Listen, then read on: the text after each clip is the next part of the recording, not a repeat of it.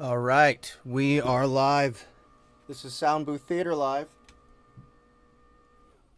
Just getting in here in time. Gotta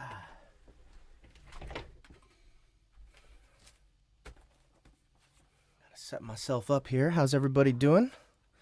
Hope you're all well and looking forward to this stream as much as I am. Steve will be joining us probably shortly. We'll see. I sent him the link a little late because I was just doing stupid business things. Stupid running a business bullshit. But I'm here. I'm pretty much ready to go. Had a little bit of coffee to finish up. Looking forward to this, man. I'm having a ton of fun with this book. Let's see. Where is Ableton? Is Ableton open? It's not. So I gotta open Ableton up. How are you guys feeling about this book so far? I see we have Henry Lanewind. I can't remember how to pronounce that one. And let's see who else. We got Blind Justice Entertainment. We got Trekkie Girl. So thanks for coming, guys. Really appreciate it. Oh, you know what? I need to start Instagram up.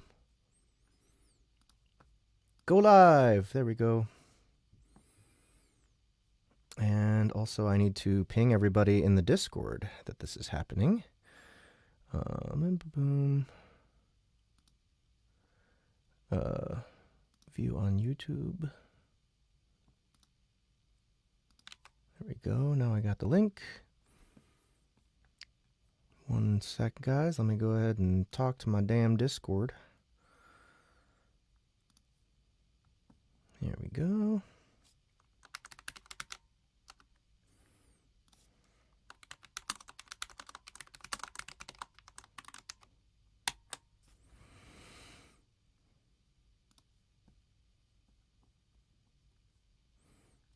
Okay. Done. All right, now we got the real people coming in. What's up, Joe Height, Kimber Lee? Good to see you guys. Yeah, let's get this thing started. Everyone freak out in the comments if oh wait, you won't be able to tell. I'll do my best to look out for Jaime Castle. But for now, we'll go ahead and get started. All right, file open.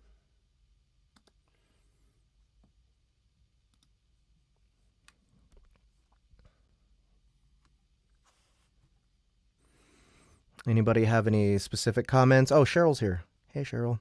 About this book so far? Anybody excited about one aspect of the story or another?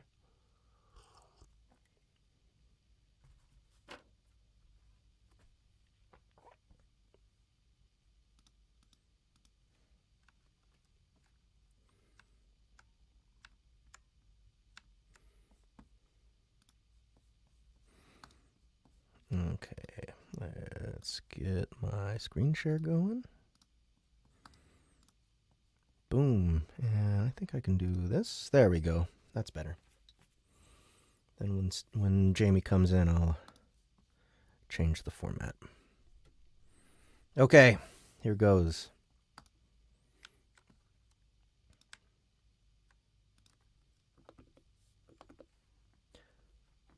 Chapter 9. A new lute? Who said I was looking for a new lute?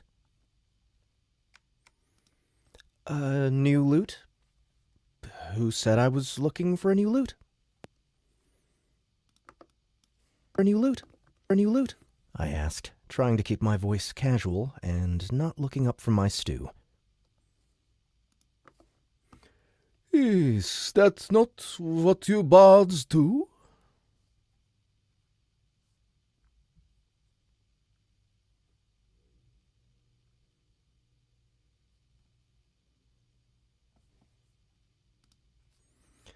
Is that not what you bards do?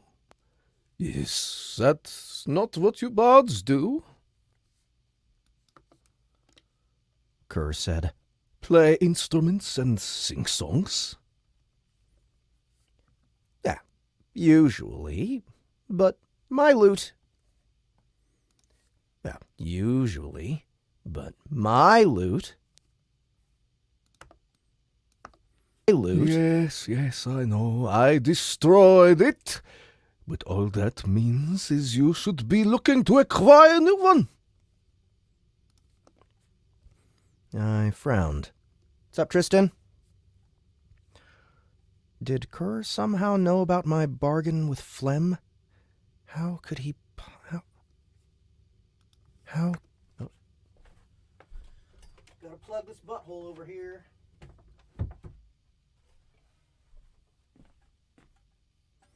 How could he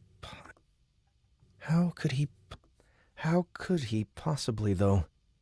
There was no way. He seemed pretty straightforward. Maybe he really did... Somehow know about my... Okay, I hear air conditioner and all of that.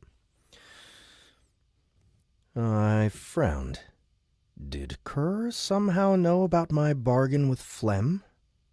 How could he possibly, though? There was no way. He seemed pretty straightforward.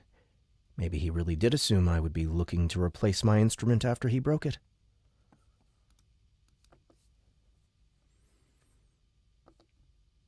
Or you could have just not broken the first one. Alas, I was fairly drunk myself. Not to mention I had just spent days immersed in battle rage. Once more, my apologies.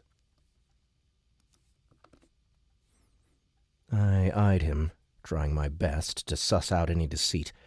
Spying none, I decided I was willing to accept that response. Who hasn't been drunk and done something stupid? Thing is, I'm a little short on coin to think about buying something new. Sure, I'd just gained 17 gold from pickpocketing Garvis, an act I was not very proud of, but that couldn't possibly be enough to buy a lute. Could it? I wonder what the dollar-to-gold coin ratio is. Does not compute. Does not compute. Kerr took a big swig of water and motioned for the waitress to bring more.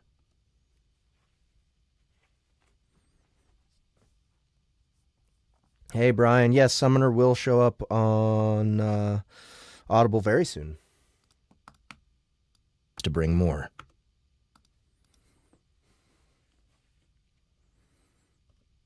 There are other ways. There are other ways of procuring items.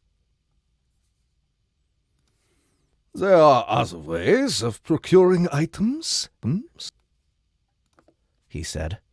My brow lifted. Did Kerr notice me picking the halfling's pockets? That's possible. That's possible. That's possible. Your aptitude... That's possible. Your aptitude using that skill is still low, therefore your actions were somewhat obvious. Obvious? You weren't exactly Oliver Twist, champ. I'm getting sick of you. Well, I'm not gonna break into a shop and steal something. I'd get arrested, maybe even killed for doing something like that. Right? Arrested, maybe even killed for doing something like that. Right? I'd get arrested, maybe even killed for doing something like that. Right? I'd get arrested, maybe even killed for doing something like that. Right? I'd get arrested. Kerr shrugged. You would likely just lose a hand. You would likely just lose a hand. Oh, just a hand? And what value would a lute be to a one-handed man? Lose a hand. Oh, just a hand? And what value would a lute be to a one-handed man? Lose a hand. Oh, just a... Lose a hand. Oh, just a hand? And what value would a lute be to a one-handed man?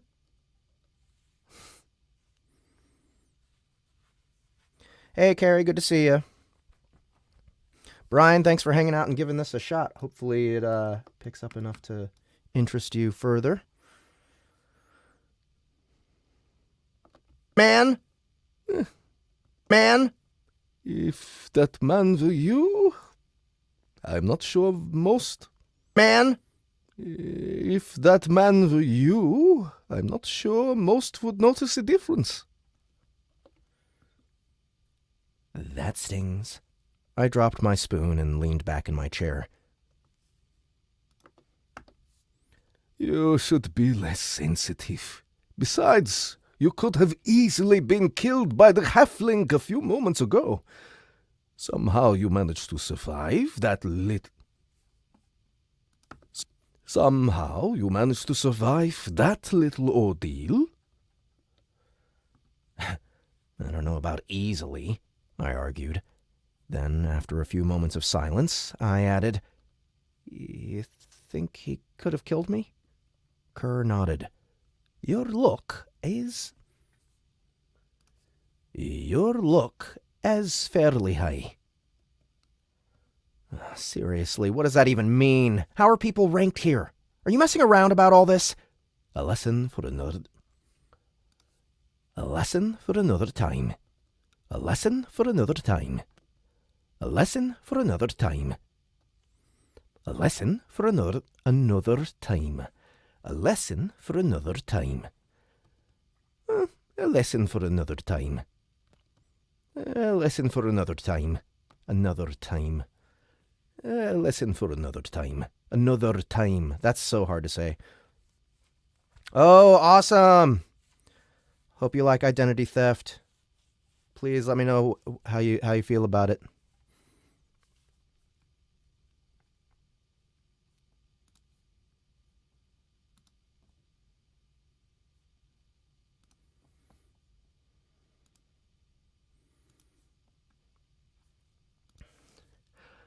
Another time. A lesson for another time. Another time. Another time. A lesson for another time. A lesson for another time. Another time. I don't know why I can't put that in context. Another time. Another time. Another time. Another time.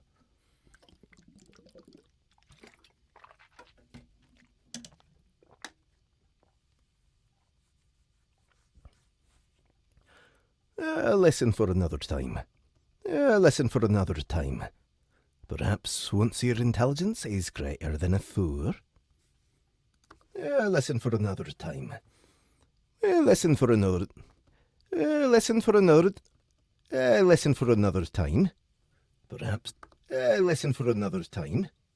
Perhaps once your intelligence is greater than a four. Time. Perhaps once your intelligence is greater than a four. Yeah, let's try that. Carrie suggested a pause.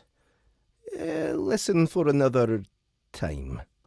I don't know, that doesn't really sound natural, does it? What else would he be saying? Another what? Unless it's like under his breath. A lesson for another time. Time. Perhaps once. A lesson for another time. Perhaps once your intelligence is greater than a four. See, the pause before another isn't gonna help me.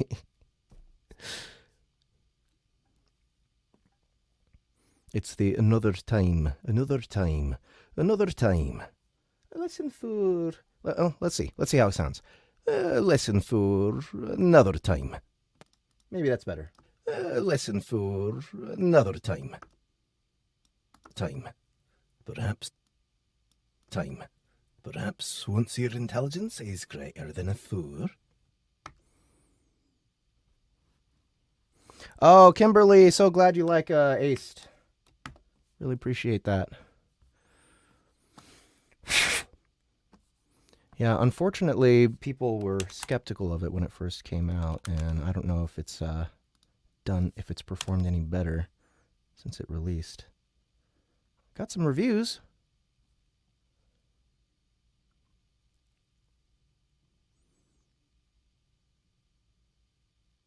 Oh, wow. People love it. Just two reviews so far.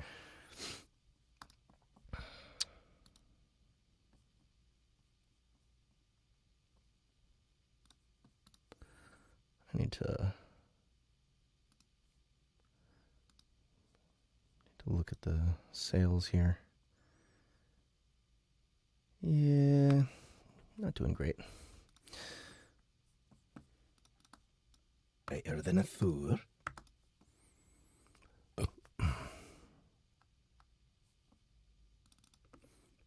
That gave me pause. That gave me pause. Is that low? Quite. Oh, thank you, Kimberly. Really appreciate it.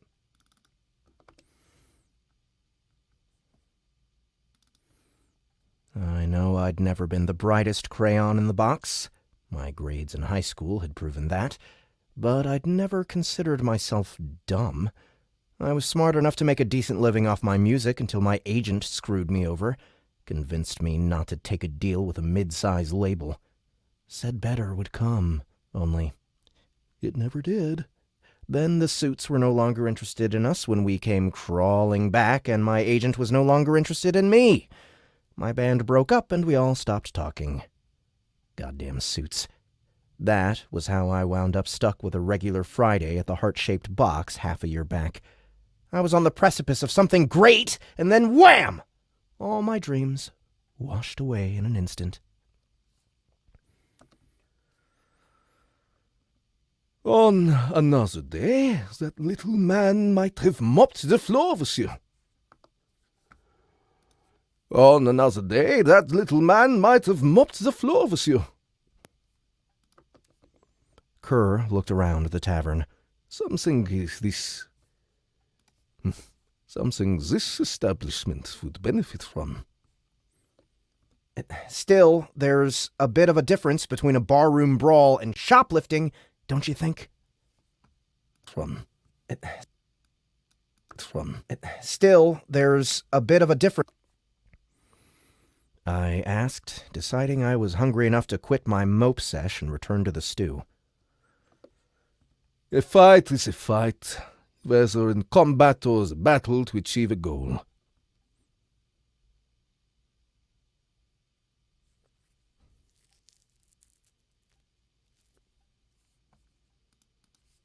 A fight is a fight, whether in combat or as a battle to achieve a goal. Does everything in your world come down to fighting? Kerr grinned. On a good day? Well, I'm sorry. My life is a bit different. Really different. In fact, there's not much room for fighting in it. Even as I said it, I felt stupid. We might not battle with swords and shields back in Willistown, but there's always one group arguing with another about some policy or law. Kerr leveled a finger at me. Do you not sing songs about brave heroes besting vile monsters? Do those stories not involve fighting something or for something? A treasure, a princess, a mug of ale, even. What's up, Tina Bobina? Thanks for coming. I don't know if I've seen you here before, but appreciate it. Even.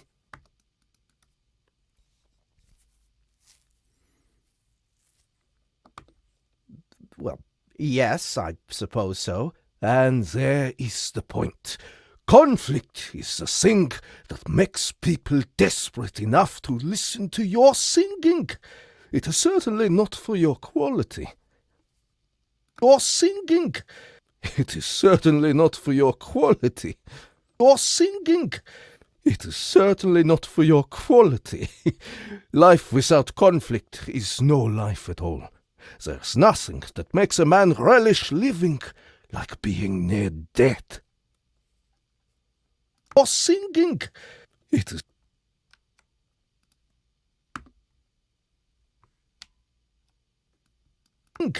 It is certainly not for your quality. Life without conflict is no life at all.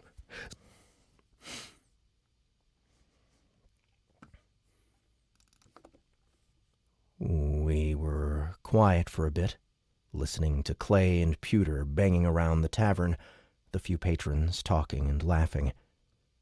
And what if you happen to be terrified of dying? And what if you happen to be terrified of dying? And what if you happen to be terrified of dying?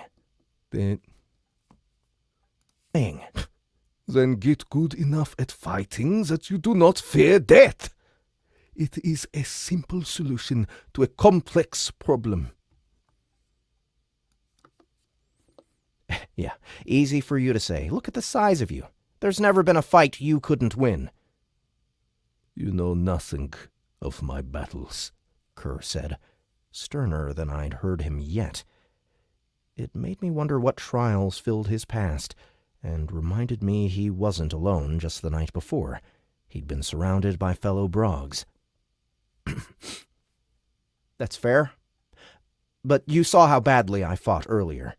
I tried to steer the conversation back to my shortcomings. There's a problem there.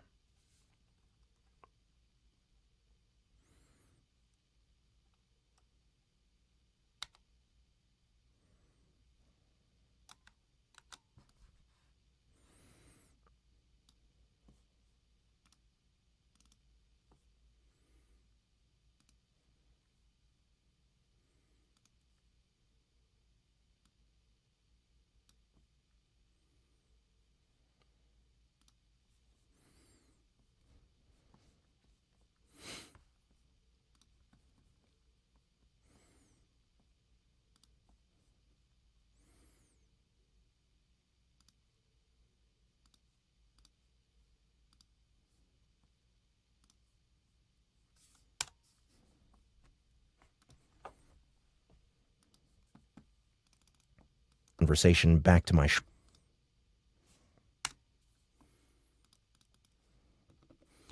which wasn't all that difficult. I had a lot. Which wasn't all that difficult. I had a lot. His smile returned. You will improve with every battle. Worry not. He is correct. He is correct. He is correct. Your current melee weapon skill is a 9. He is correct. Your current melee weapon skill is a 9. A 9? That doesn't sound encouraging. My old Nana. A 9? That doesn't sound encouraging. My old Nana was probably an 11. Ugh.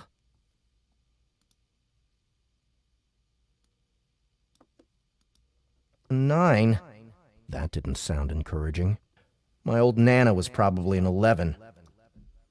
My old Nana was probably... My old Nana was probably an 11. Ugh.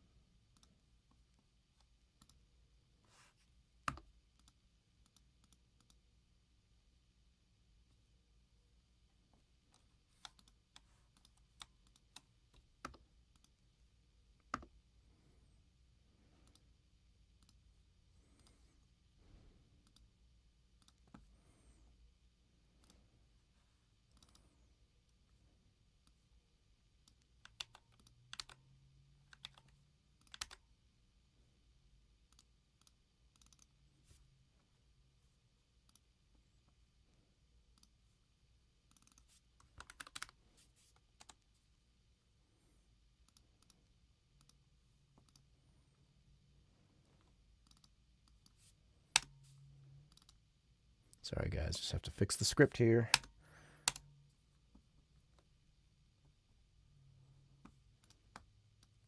Ugh.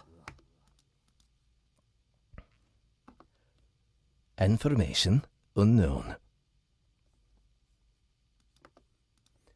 Information unknown. How good is a 9?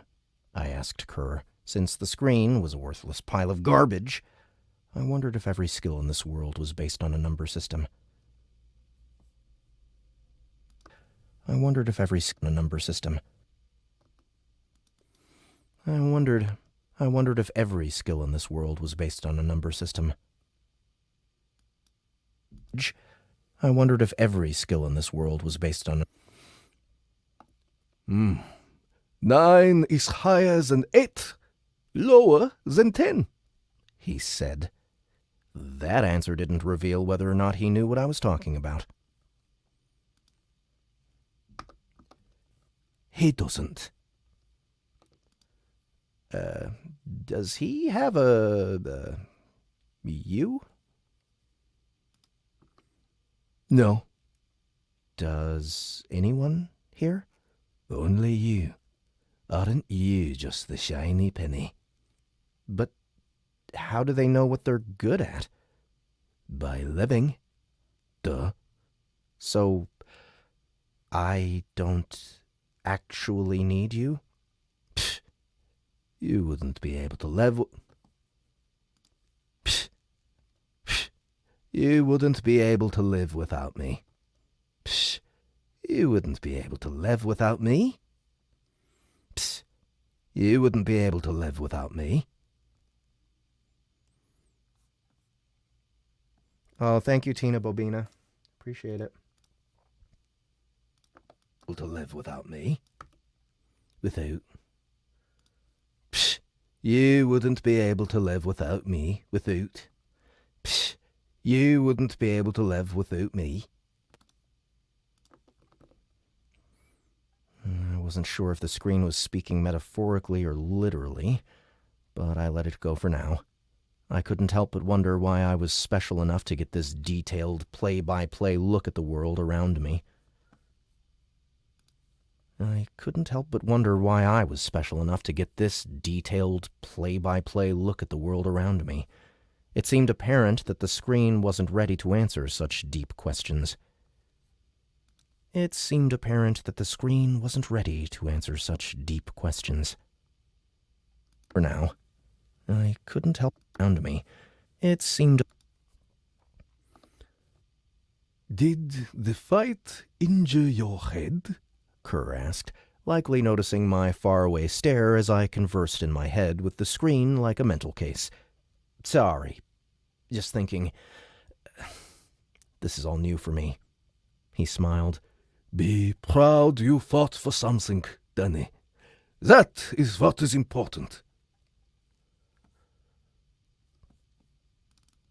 Important. It didn't seem like I had a choice. No. You fought to defend your honor. He drew a knife and showed none. I guess.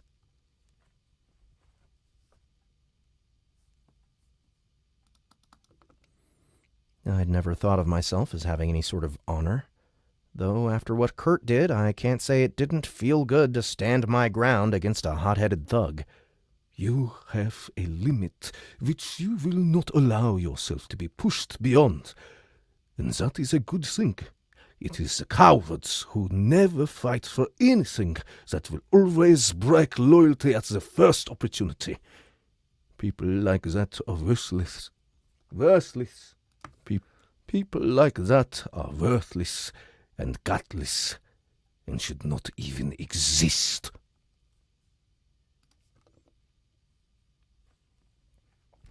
He spoke as if he had experience with such things. Probably did. He spooned another big helping of stew into his mouth. I hadn't even noticed the bar wench. Am I allowed to say that these days? Deliver another bowl. Seeing you fight makes me hopeful you are not one of those scum, he added. Seeing you fight makes me hopeful you are not one of those scum, he added. He added, a bit of thick brown liquid dribbling. He added, a bit of thin. He added, a bit of thick brown liquid dribbling down his chin and into his beard. I'm not, I responded as quickly as I could. I'm not, right? No, you're a thief.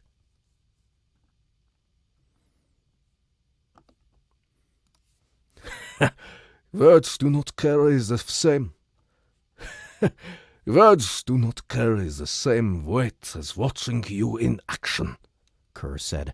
He gestured to my bowl of stew. Eat up! I helped myself to a few more bites, which by now tasted amazing. The nausea I'd felt after my fight slowly waned as I ate and washed it down with the tepid water. Current health, 95%. Looking good, stud. Remember, food is fuel. Food as fuel. Food as fuel. Food as fuel. Remember, food as fuel. I smiled. 95% seemed accurate. 95% seemed accurate. Better than I'd felt since being here. Curr, for his part, appeared determined to eat the tavern out of their entire stock. I figured as long as he was buying, what was the problem? When we were both finished, him long after I'd had my fill, I leaned back and took a breath.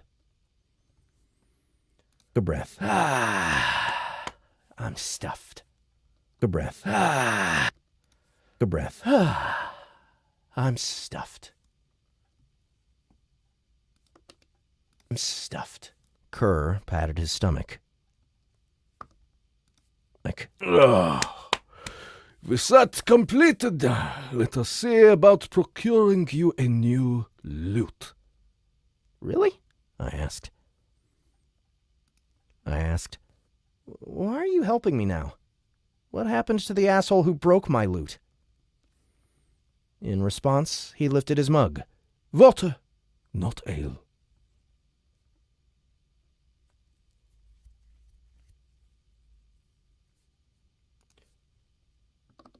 Water. Water, not ale. That's it? I was drunk, so I did bad things? It wasn't the first time he'd made that claim, and now it seemed he was sticking to it. Perhaps I see now that you may have the potential to become adequate at your profession. Perhaps I see now... Perhaps I see now that you may have the potential to become adequate at your profession. Because I didn't die? Because you have heart. Because you have heart. He said, tapping his chest. I went to stand, but he took me by the hand. 2 things. 1, never refer to me as an asshole again. That is disgusting. I nodded. And 2, he placed a dagger in my open palm. It was the one he'd taken from the halfling and clearly hadn't given back. The blade had a few nicks and a bit of rust at the base. I didn't close my fingers. Why would I need this? Kerr blinked. Why would you not? I'm not going to stab. It is not the finest blade, but it is small, and you have a lesser chance of hurting yourself with it. Take it! He forced my hand shut around the grip, and once again left me feeling like I had no choice. I guess it couldn't hurt to have something to defend myself with. considering drunken halflings were apt to pull knives on you in this world for just an innocent joke. Weapon obtained. Rusty old dagger. Melee damage, 1 through 3. It's kind of worthless. It'll probably break the first time you use it. Thanks, I said, awkwardly stowing it in the back of my belt. We will have to get you a proper scabbard. My belt. We will have to get you a proper scabbard. My belt. We will have to get you a proper scabbard. Kerr had promised me a meal, and that was it. What had him wanting to help me further was beyond my line of reasoning, but I'd been taught never to look a gift house. What had him wanting to help me further was beyond my line of reasoning, but I'd been taught never to look a gift horse in the mouth. After all, I was alone here, except for the annoying screen. As we exited the tavern, the Wellick and dwarf troubadours gave us, mostly me, a sneering glare. They now sat away from Garvis, at a separate table even. The halfling was almost comatose from the beating and the beers. Still, he did manage to nod at me. "Thanks for the fight!" Nope. This is supposed to be Garvis.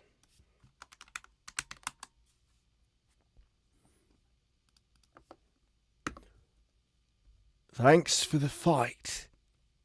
I didn't know how to respond to that, so I simply nodded back and followed Curr outside. The bright sunlight made me wince, my eyes soon adjusting. Townsfolk continued to bustle about without caring that a giant of a man and an instrumentless bard stood, gathering their bearings.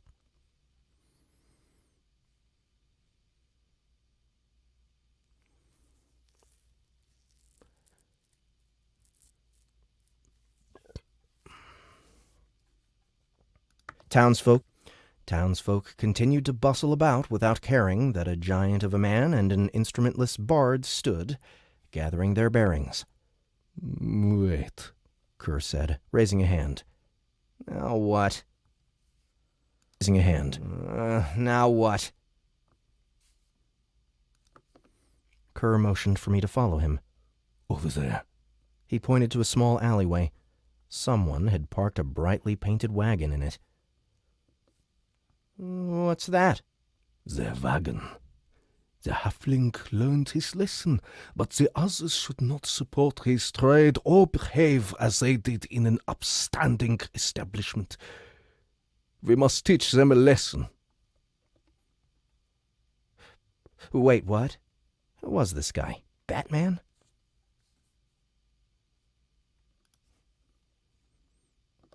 What are we going to do?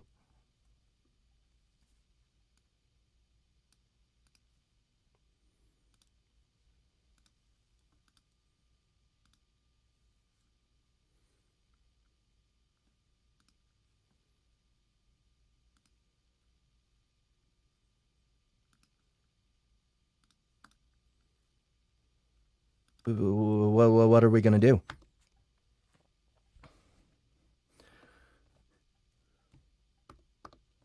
We are going to make them reap what they have sown. We are going to make them reap what they have sown. We are going to make them reap what they have sown.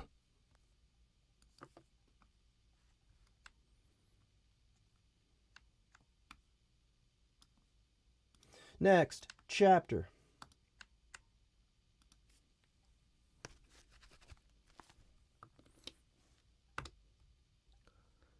Chapter 10.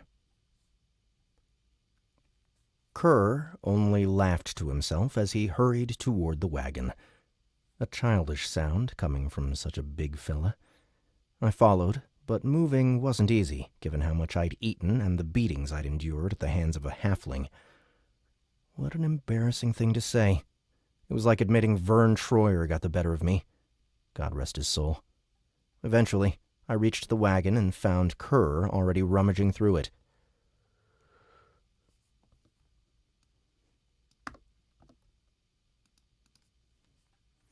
Kerr only laughed to...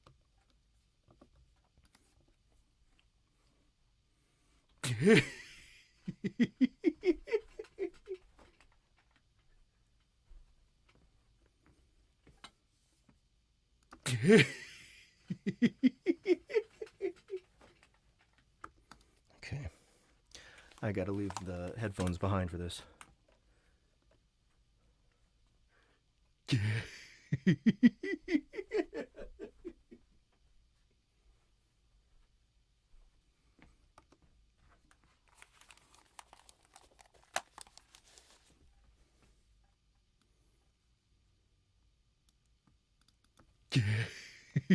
Kerr only laughed to himself as he hurried toward the wagon. A childish sound coming from such a big fella. I followed, but moving wasn't easy. Worthless bunch of junk, he muttered. I fear I have nothing of value. Worthless bunch of junk, he muttered. I fear they have nothing of value to pillage to show them the error of their thieving ways. I fear they have nothing of value to pillage to show them the error of their thieving ways. I fear they have nothing of value to pillage to show them the error of their thieving ways.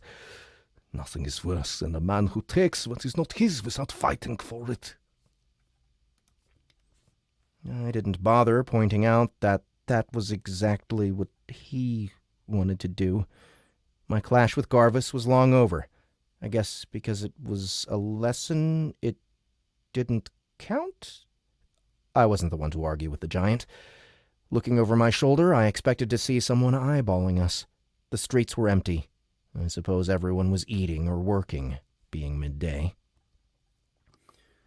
Would you like to loot the cart? Would you like to loot the cart? Would you like to loot the cart?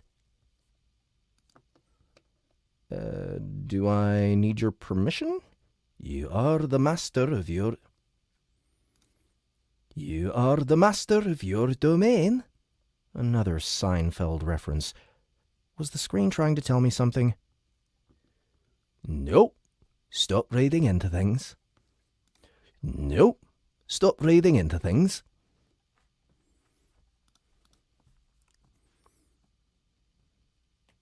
I need to check this reference.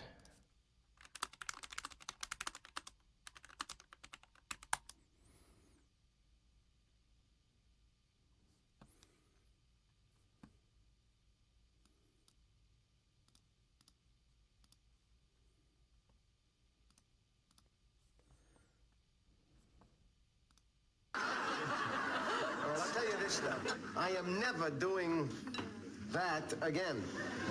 What? You mean in your mother's house or all together? All together. Oh, give me a break. Right. You don't think I can? No chance. You think you could? Well, I know I could hold out longer than you. Care to make it interesting? Sure, how much? $100? You're on. Wait a second. Count me in on this. You? Yeah. You'll be out before we get the check. Okay, one. All right, now, how are we gonna monitor this thing? Well, obviously, we all know each other very well. I'm sure we'll all feel comfortable within the confines of the honor system. All right. Kid. But are you still master of your domain? I am king of the county. You? Lord of the manor. Oh, God. The question is, are you still master of your domain? I'm queen of the castle. There's a naked woman across the street. Where? Second floor from the top. See the window on the left? This is gonna be the easiest money I've ever made in my life. I'm out.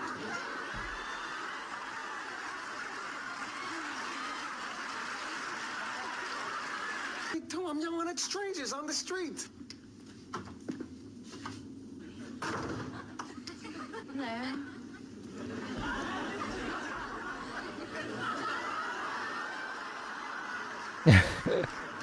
You caved? It's over? You're out? Oh my God, the queen is dead. I figured you'd cruise, at least through the spring.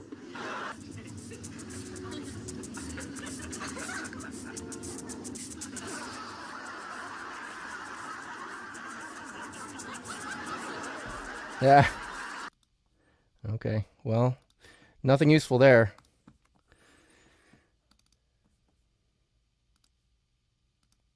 Sorry about that, guys. A little detour. Stop reading into things. Stop reading into things. Stop reading into things. Nope. Stop reading into things. I couldn't see the value in looting the cart. Especially since Kerr had already said there wasn't anything in it. Still, as I peeked inside, I spotted several sheets of music. Look, I said, jutting my chin toward the parchment sticking out from below a busted drum. I call it parchment because it wasn't like paper back where I was from.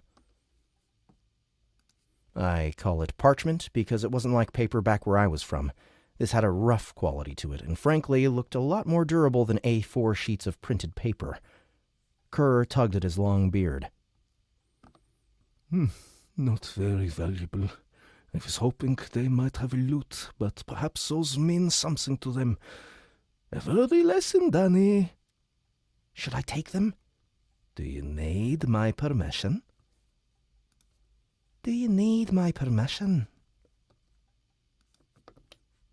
I groaned. If I had to endure this damn screen, I was going to have to learn to not think stupid questions. But really, should I do it? I'd already technically robbed the halfling, though Kerr didn't know that, and I certainly wasn't going to tell him after his diatribe about thieves.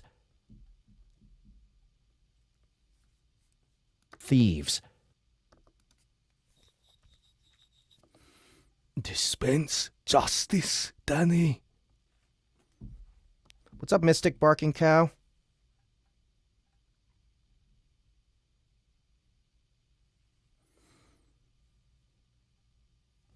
Dispense justice, Danny.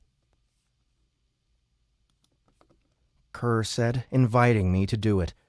I reached slowly into the cart, feeling awful the entire way. Then I clutched the sheets, folded them, and tucked them into my pocket.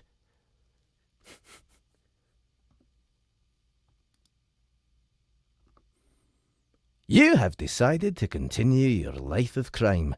You are on your way to unlocking the title, Petty Thief. Item obtained. Unidentified sheet music. Rehearse to add to catalogue of songs.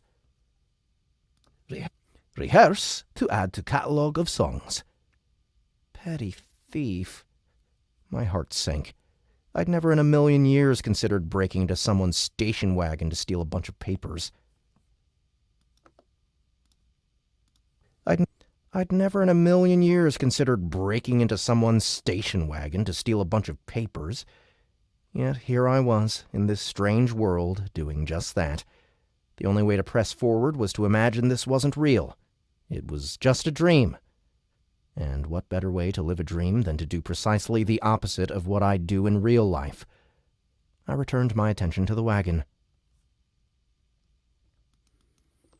Where are the horses? I asked, noting the empty hitch at the front. Kerr shrugged. Being tended to elsewhere, I would venture. Being tended to elsewhere, I would venture. No sense leaving them without the wagon. No sense leaving them with the wagon when they could be getting washed and fed. I can't believe you were going to steal a lute for me. Couldn't we just buy one? Now what in Tartan's tusks is that?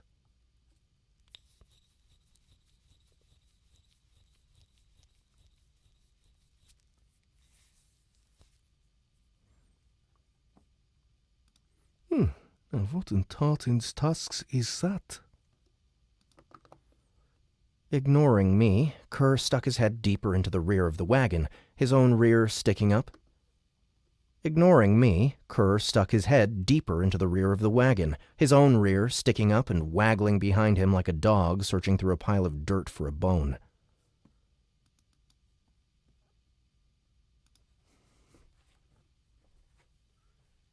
Hey!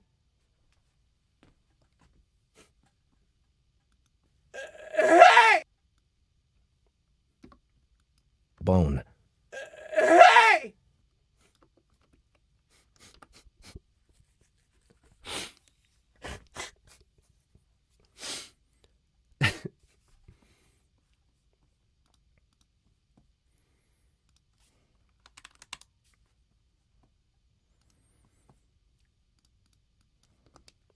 Someone shouted. I turned and spotted the Wellick and dwarf emerging from the tavern. They had the halfling propped up between them and dropped him when they spotted us ransacking their wagon. Garvis splashed face first into the mud, his entire front getting covered. When he didn't immediately rise, I worried he would suffocate or drown. However, the life expectancy of the halfling was the least of my current problems. Curr, I think we've been made. New objective. Avoid another fight with the troubadours. Avoid another fight with the troubadours. Reward? Nothing bad happens. Always with the obvious. Come on! I nudged Kerr, which wasn't exactly easy to do. To him, I probably felt like an annoying fruit fly. Huh? Avoid? Huh? He removed his head from the back of the wagon and followed my gaze to the troubadours charging at us. Oh, yes. I started to take off in the other direction, while he did just the opposite. He stepped out of the alley and toward the Wellick and dwarf, and his hand shot to the grip of his giant axe. What are you doing? What are you doing? Despite my shouting, I was ignored, so I swore under my breath, vaguely wondering if such profanities existed in Pyroon. Kerr came off quite cheery, but he could crack a coconut on his bicep, Kerr came off quite cheery, but he could crack a coconut on his bicep, let alone a man's head, let alone with a battle axe, let alone if he was angry. Oh, man. Was I about to see him in action? The performers stopped dead in their tracks. I think they might have pissed themselves at the sight of the pissed-off Brog reaching for his weapon. Your duty is to entertain, not steal and abuse good men like Rarmir, Kerr pronounced. The bard, Danny, and I have relieved you of items important to you to show you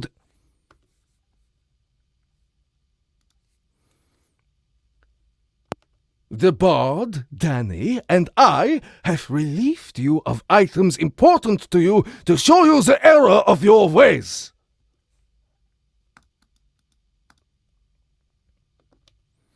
Kerr pronounced. Rarmir, Kerr pronounced. the Pronounced. bard, Danny, and I have relieved you of items important to you to show you the error of your ways. He looked to me. Unsure what to do, I simply waved, awkwardly.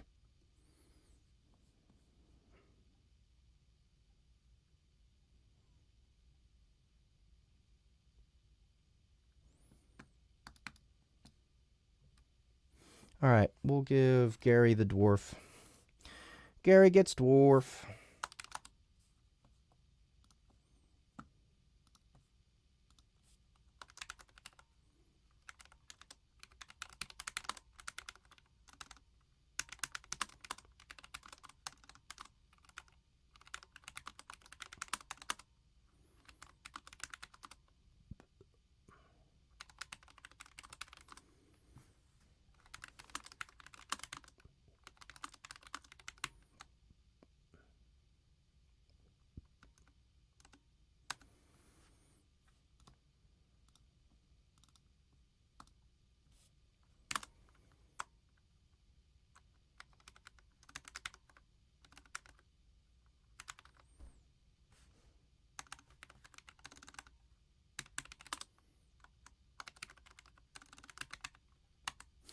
I don't remember.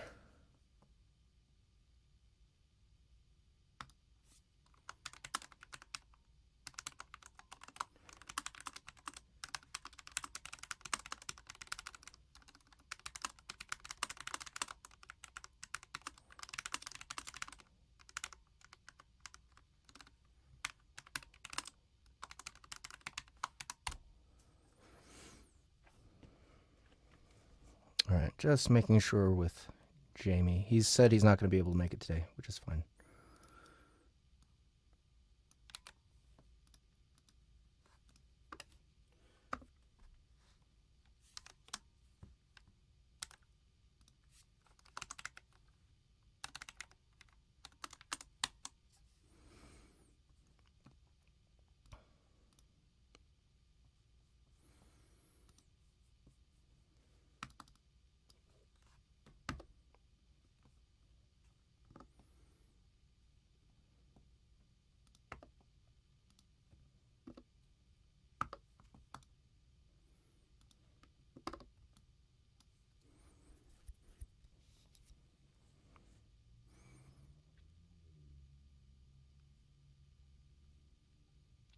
Hey, that's his thing, not ours, the dwarf yelled, pointing back at Garvis.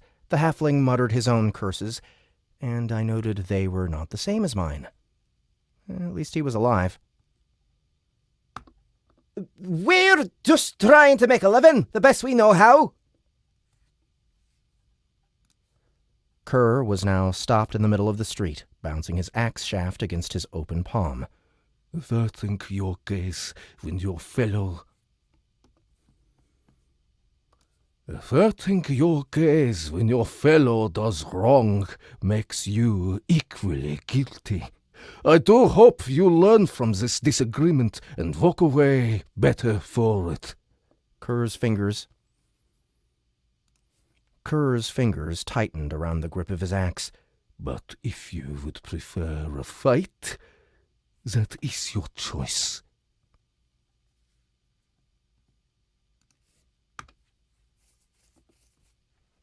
Oops.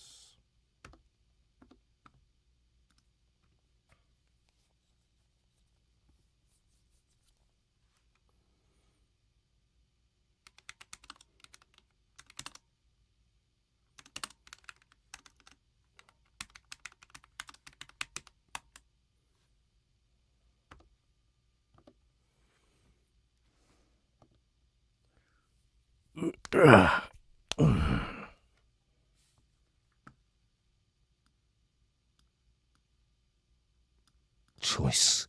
He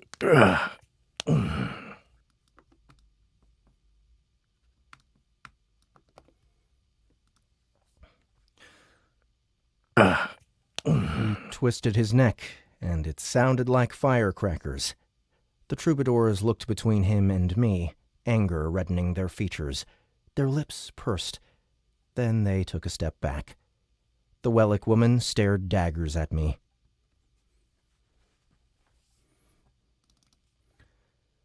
You're lucky you have him with you, bard. If we ever catch you alone, by Ludos, you're dead meat.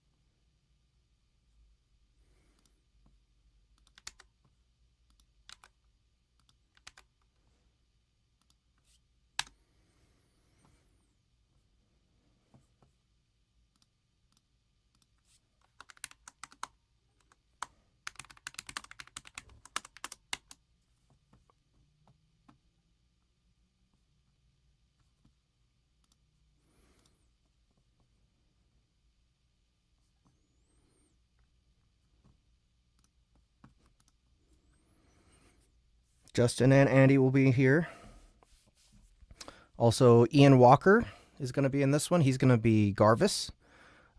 If you guys have listened to the Dungeon Crawler Carl audio immersion tunnel, Ian plays Kevin.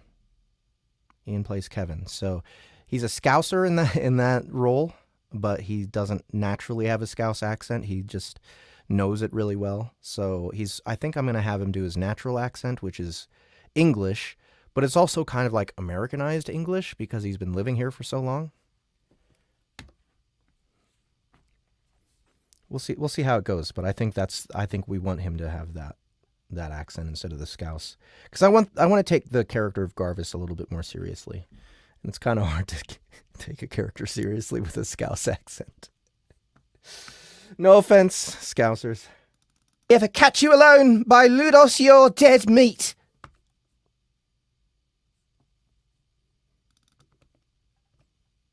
The dwarf ran a thumb across his throat to accentuate her words, as if they needed such emphasis. Then they both headed away from the tavern, arguing with the mud-covered halfling as they scrambled to haul him to his feet. Objective completed. You avoided the fight. You avoided the fight. Remember, violence never solves anything, except most disagreements.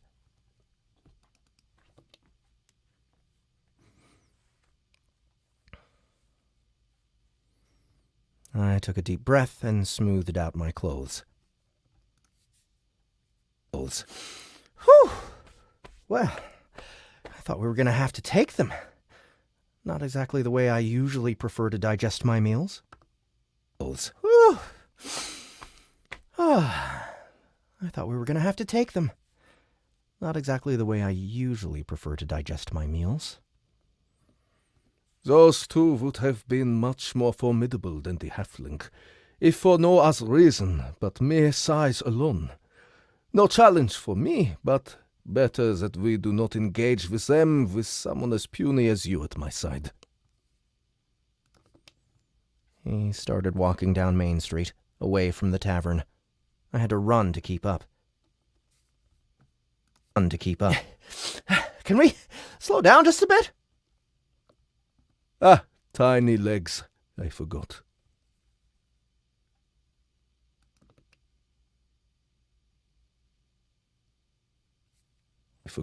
He reduced the gap between his steps. I don't have tiny legs. I have normal legs. You're the freak here. Kerr stopped. Freak is as bad as asshole, Danny. Do not say it again. So what? You're allowed to insult me all you want, but I can't say anything in return? Yes. Yes. Yes. Yes, Kerr said, trudging forward. I can't say anything in return? Yes. Yes. Return? Yes. Yes, Kerr said.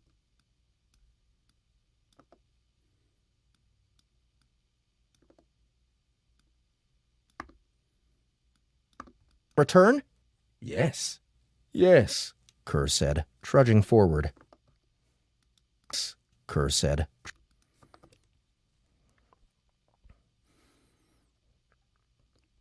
Just be glad we did not have to engage those two.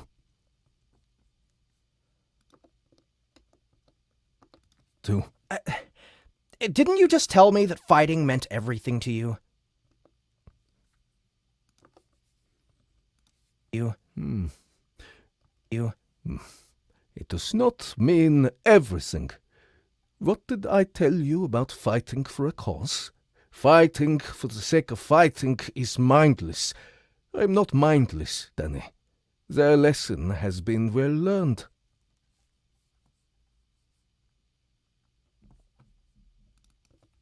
Sorry, it just really seemed like you were trying to provoke the halfling to fight me back there. Oh! Oh, I was. What? I asked, flabbergasted. I was. What? I asked. I was. What? I asked, flabbergasted. It was my intention to determine whether you had anything of value within you. He poked me in the heart with a massive extended finger. Finger. Finger. It felt like a gunshot. I grasped my chest. Gunshot. I grasped my chest. Well, I'm glad I could be entertainment for you. As am I. It was quite amusing. Far better than your performance last evening. It seemed he would never tire of reminding me of that fact. Have you never heard of sarcasm?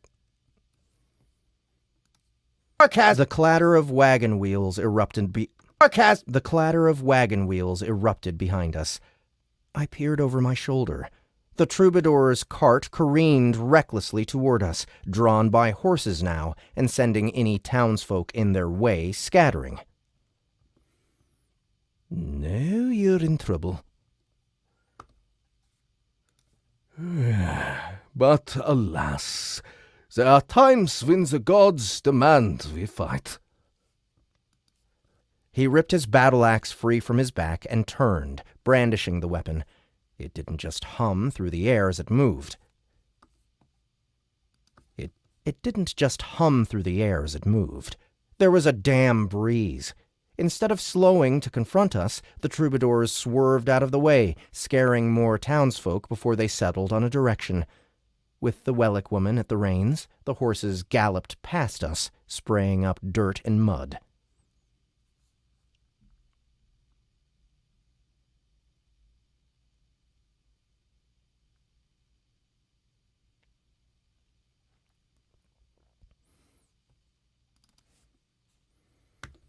Hey, bud!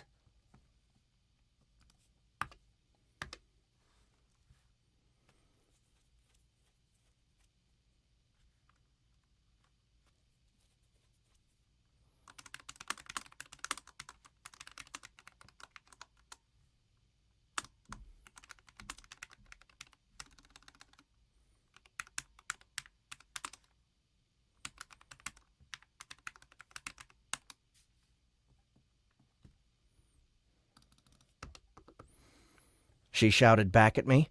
I barely had time to bring my hands up or see I barely had time to bring my hands up or see as I realized one of them had thrown something right at me. A large melon of some sort.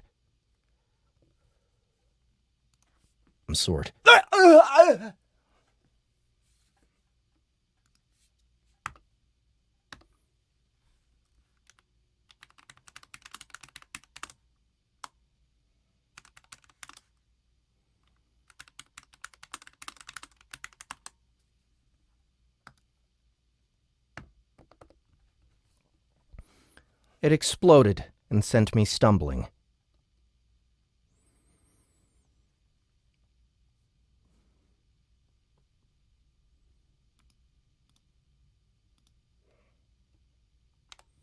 Okay, he doesn't fall over. Some sort. It exploded and sent me stumbling. What happened next was the most embarrassing of all the embarrassing things that had happened since finding myself in this hellhole of a world. I tripped.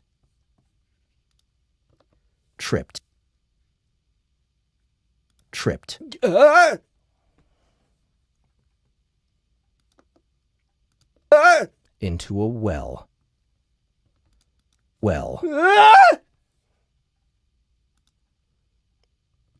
Flipped right over the low stone wall and found myself face first in the water. gurgling.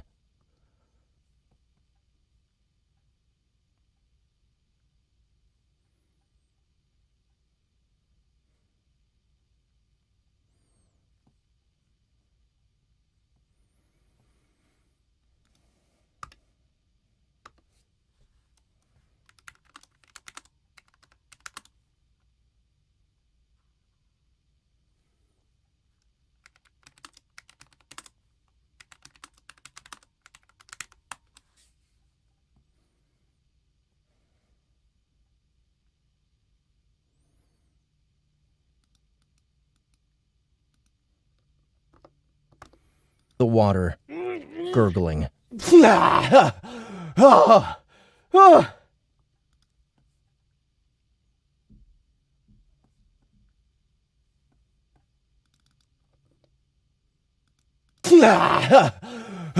As luck would have it,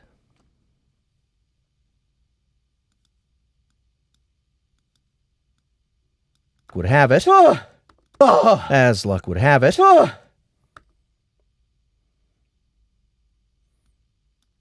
it,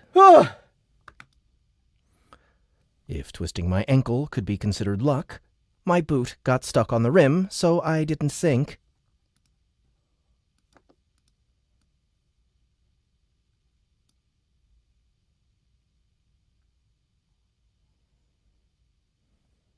Oh, not yet.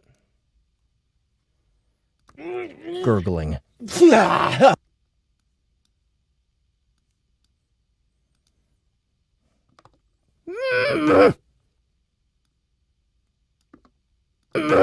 As luck would have it, if twisting my ankle could be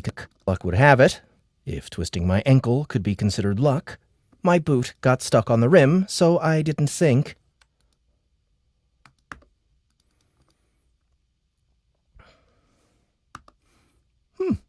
I guess you didn't avoid the fight entirely. My hands waved desperately to find something to push off. That was when I saw it, and I nearly stopped breathing. Sitting just above the water, lodged between two broken stones, rested a lute.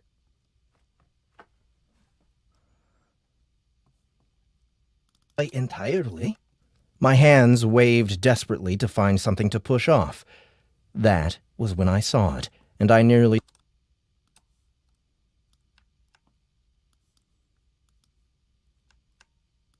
off.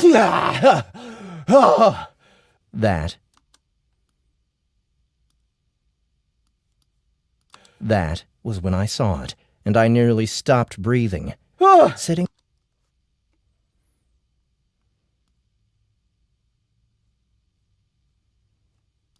saw it, and I nearly stopped breathing.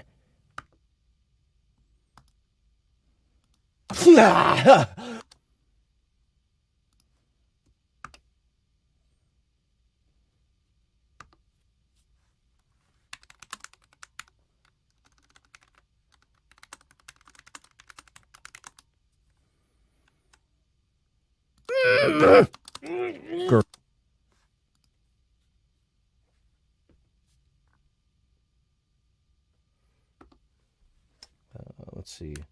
Underwater, lots of...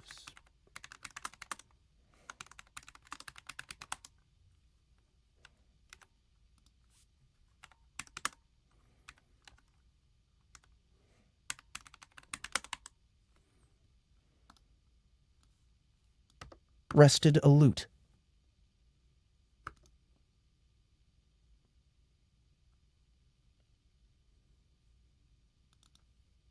Rested a lute.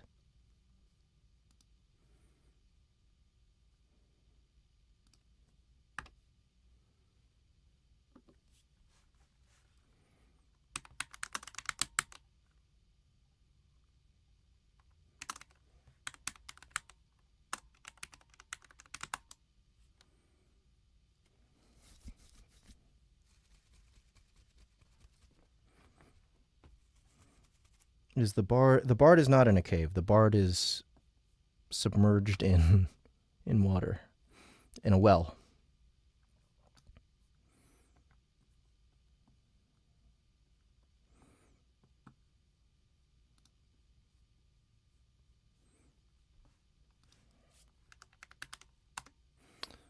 I'm curious. Sorry, guys. I'm just going to look at my Twitter for a second. Okay, let's see. No, I did it again.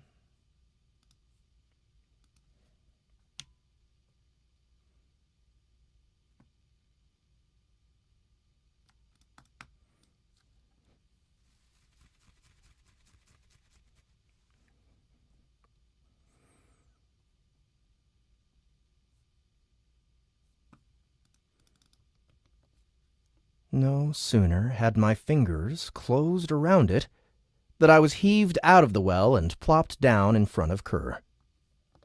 Fingers closed around it that I was heaved out of the well and plopped down in front of Kerr.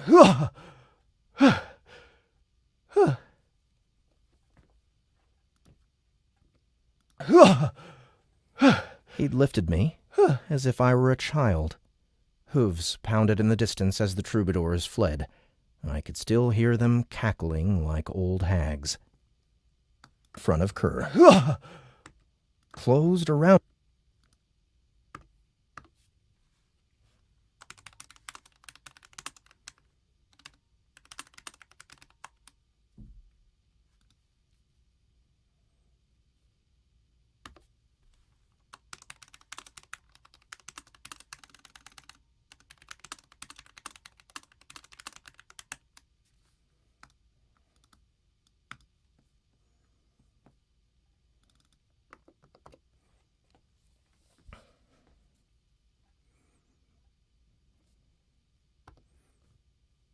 Hags. Holy crap. Phlegm has come through.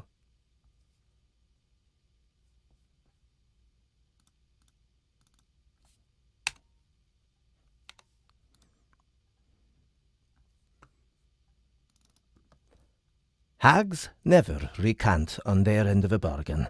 However, not all bargains are what they seem. That same broad smile that Kerr seemed to perpetually wear was plastered across his face. Tartan's tusk. You should have seen yourself falling.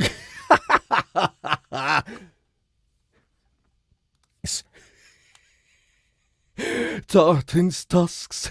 You should have seen yourself falling.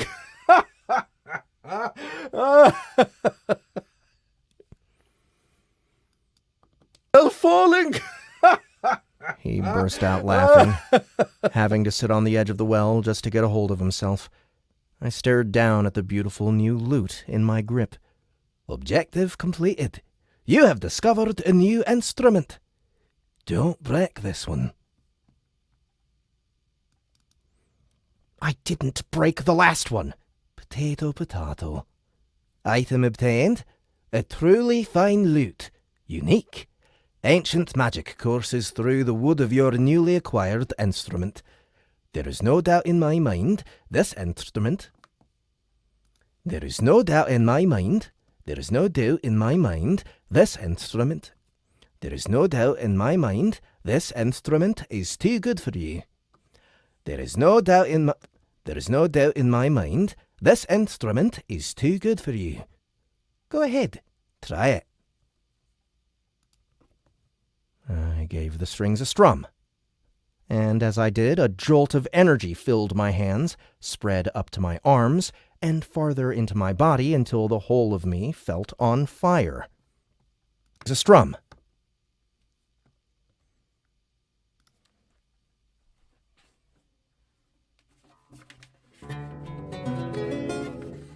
That needs some work, don't it? Okay, let's see here. Go ahead and put a tuner in. And audio effects, utilities, tuner. And let's do this.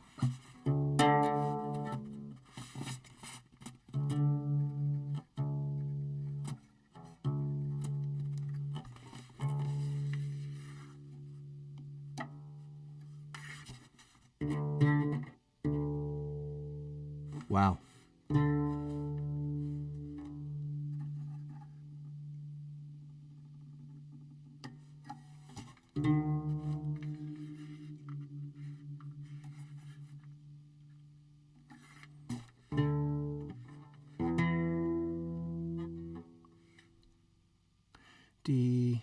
G sharp, E, F.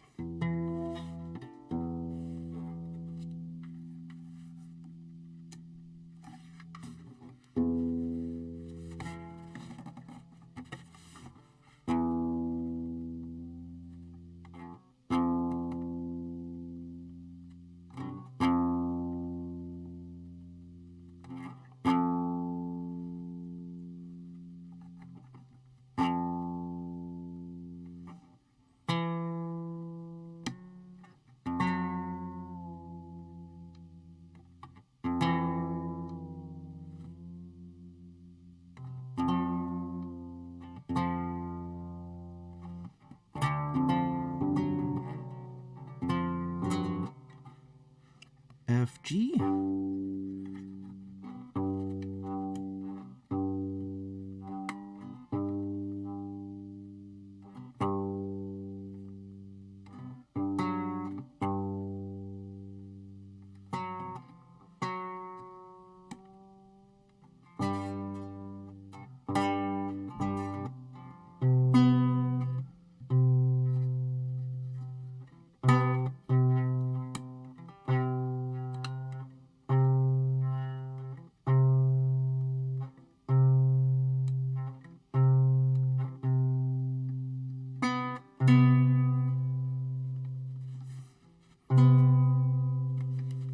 Wow.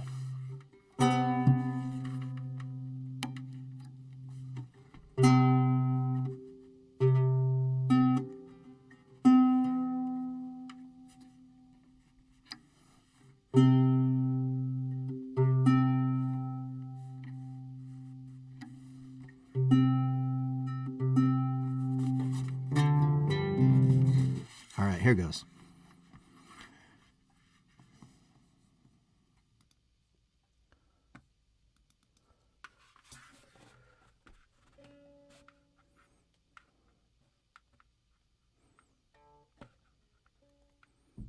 I gave the strings a strum. And as I did, a jolt of energy filled my hands, spread up to my arms, and farther into my body until the whole of me felt on fire.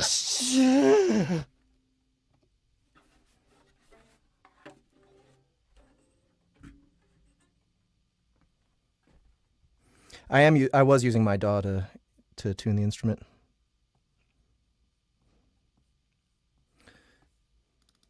The strings a strum. And as I did, a jolt of energy filled my hands, spread up to my arms, and farther into my body until the whole of me felt on fire.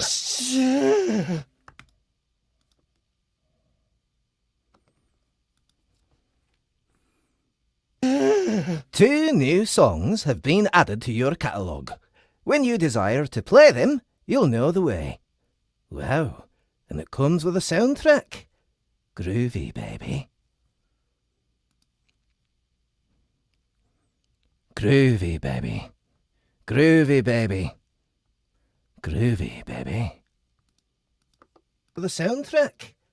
Groovy, baby. Soundtrack. Groovy, baby. I was still shocked that the old hag hadn't been a fraud. She'd promised a lute, and by some luck I'd found it in the most unlikely place. Or was it thanks to those pesky troubadours? And she'd done nothing at all. Who cares? I found a lute in a well! I swallowed as I analyzed the instrument closer. In the sunlight, its strings shone, and the lacquer gleamed with intricately carved symbols in wood that had the fresh pine smell. In the sunlight, its strings shone, and the lacquer gleamed with intricately carved symbols in wood that had that fresh pine smell. It was perfect. It was perfect, save for a spot on the headstock where it seemed something was missing. A teardrop-shaped crevice stood alone as a blemish on an otherwise pristine lute. Okay, what is that word? Crevice? Crevasse. Crevasse. Okay.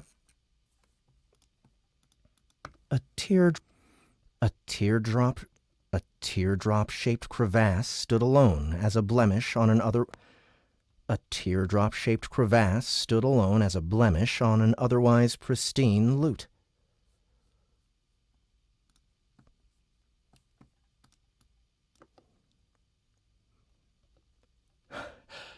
It's amazing, I said under my breath. Strings a strum, and as I did, a jolt of energy filled my hands.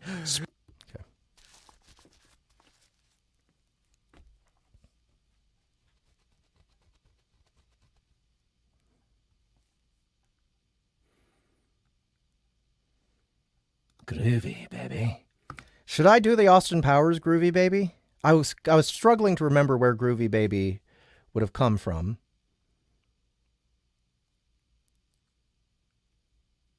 That's the only person I can think of that's ever said that I can remember. Let's do that. Groovy, baby. It comes with a soundtrack. Groovy, baby. Soundtrack. Groovy, baby. I was still shocked that the old hag hadn't been a fraud, I said under my breath. For the first time since being in this weird world, I felt right again. I'd only known one thing my whole life, and that was music. Sure, I wasn't a fighter, or maybe even a thinker, but despite these last few days, I could perform. Kerr shifted to his feet. Tartan's fortune shines! A new lute. You discovered that in the well?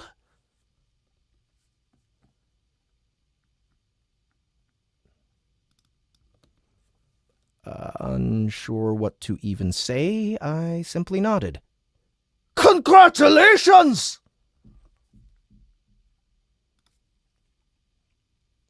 Congratulations! Congratulations! Congratulations!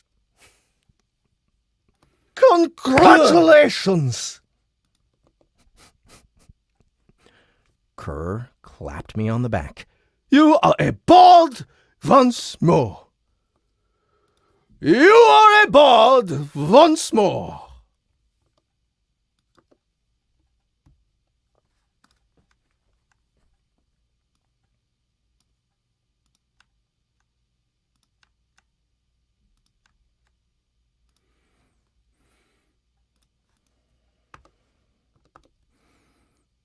Chapter 11. A bard. I think I was still having a hard time accepting the fact. I guess it was no different from what I did back at home, except with a fancier title. If memory served me, in role-playing games, not that I knew much about them, the fighters got the glory. Magic users had awesome spells and magic items. And bards? They made up songs about the triumphs of others. They didn't have adventures of their own, so they sang about everyone else. What was even appealing about singing about someone else's? What was even appealing about singing about someone else's bravery or some other guy's exploits? But what did I know? I never played any of those games in high school. I was too busy getting laid. Or trying to, at least. Hold on a second. I gotta see what's going on here.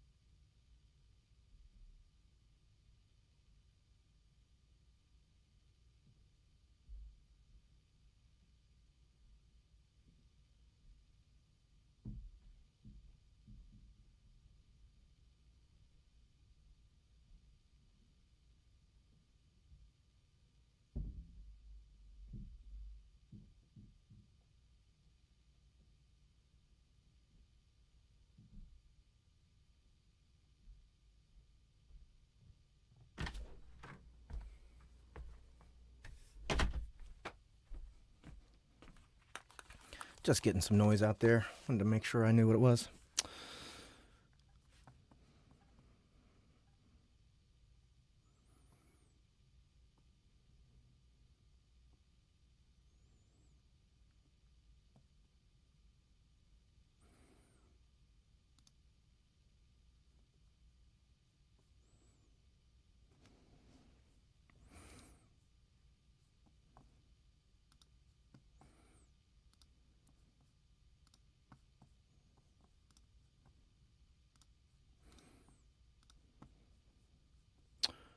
Okay.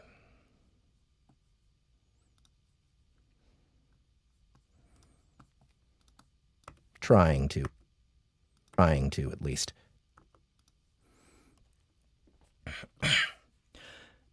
The brief image of hot Trish flashed through my mind. Keep dreaming.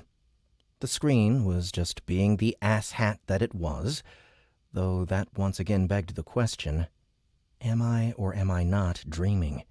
It already told me in no uncertain terms I wasn't dead, but if this wasn't a dream, what the hell was it? Here was another question. Could the screen...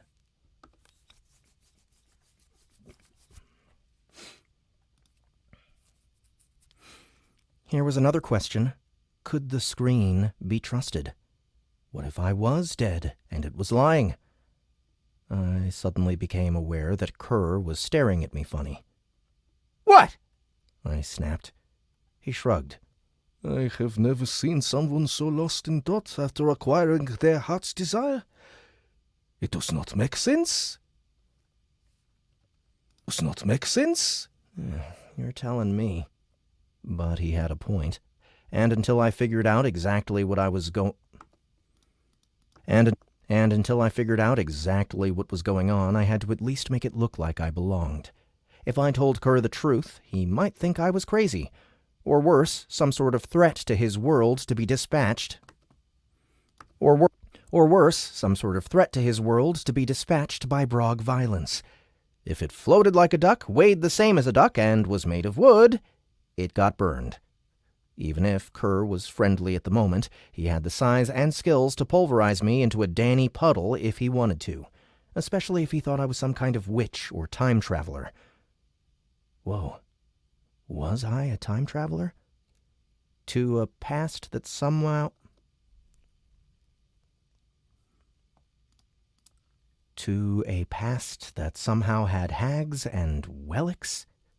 Idiot. New objective. Continue with the hag's instructions. Drink from... Continue with the hag's... Continue with the hag's instructions. Continue with the hag's instructions. Drink from that mysterious vial you received from a total stranger with questionable origins.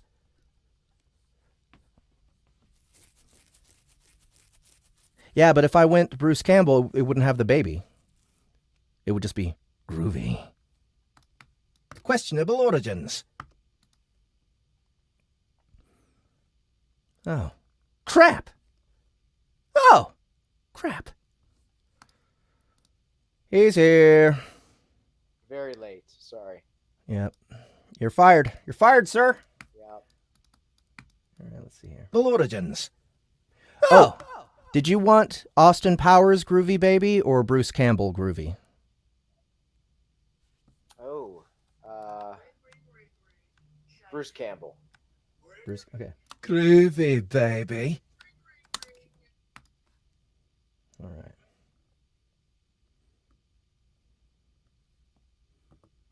Comes with a soundtrack. Groovy, baby.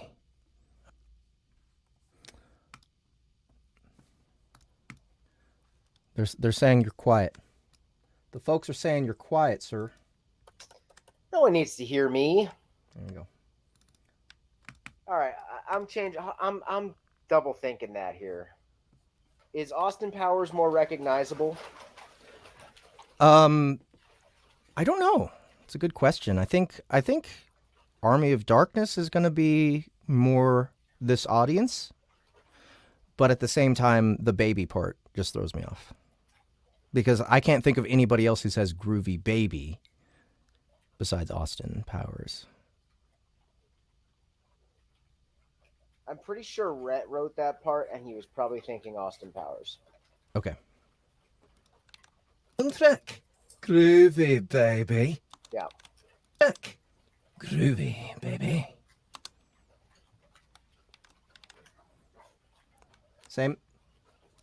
Keeping Austin Powers. Yeah. Oh, wait. Did I just... What did I do? Figured out exactly... Nope. That's incorrect. Okay. Oh! Crap. I was supposed to drink that now that I'd obtained the lute, wasn't I? She said when the instrument came to me, not a second before. But how long after? Should I do it now, or is there a waiting period? What if I did it wrong? You'll probably die. That's not funny. You'll probably die. Hey, that's not funny. Not really any other choice but to do it now, since no other instruction was given. As nonchalantly as I could, I reached inside my pocket for the small vial. It felt warm as I wrapped my fingers around it. I knew it had a stopper that I would have to release. I just hoped I could manage to do so without Kerr seeing me. Hey, Kerr, isn't that one of your friends from the other night? I pointed behind him. Smooth. Kerr turned, and I jerked my hand out, ripped the stopper off, and sucked down the odd green liquid faster than I'd ever shot tequila before. Kerr turned, and I jerked my hand out, ripped the stopper off, and sucked down the odd green liquid faster than I'd ever shot tequila before. Then I tossed the empty vial into the well, even as Kerr turned back with a frown. I do not see anybody. What was that?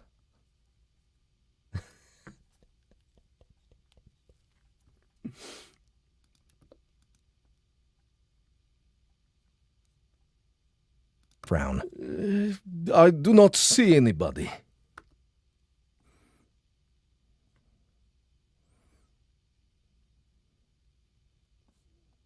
Okay. And then we'll do a little bleep.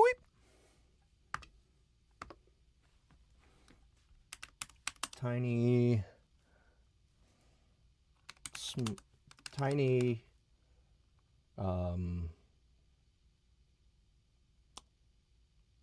tiny plonk? Plonk? Is it a plonk? Bloit? Bloit. Bloit sound. As glass vial tossed into well.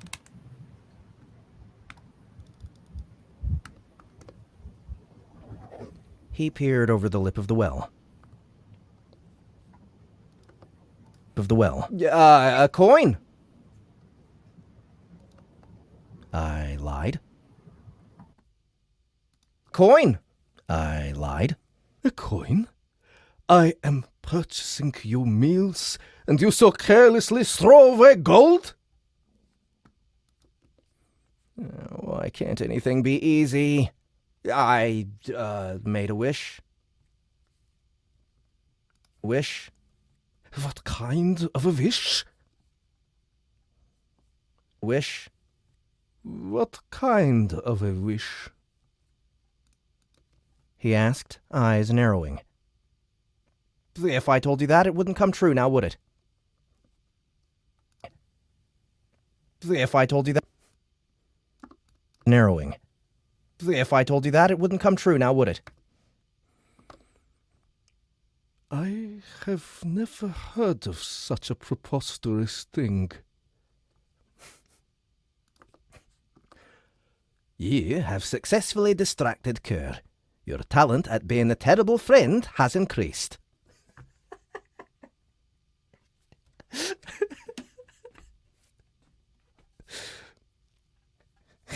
Carrie suggested sploosh. I don't think that's exactly what we're looking for either. It's not that kind of film, lady.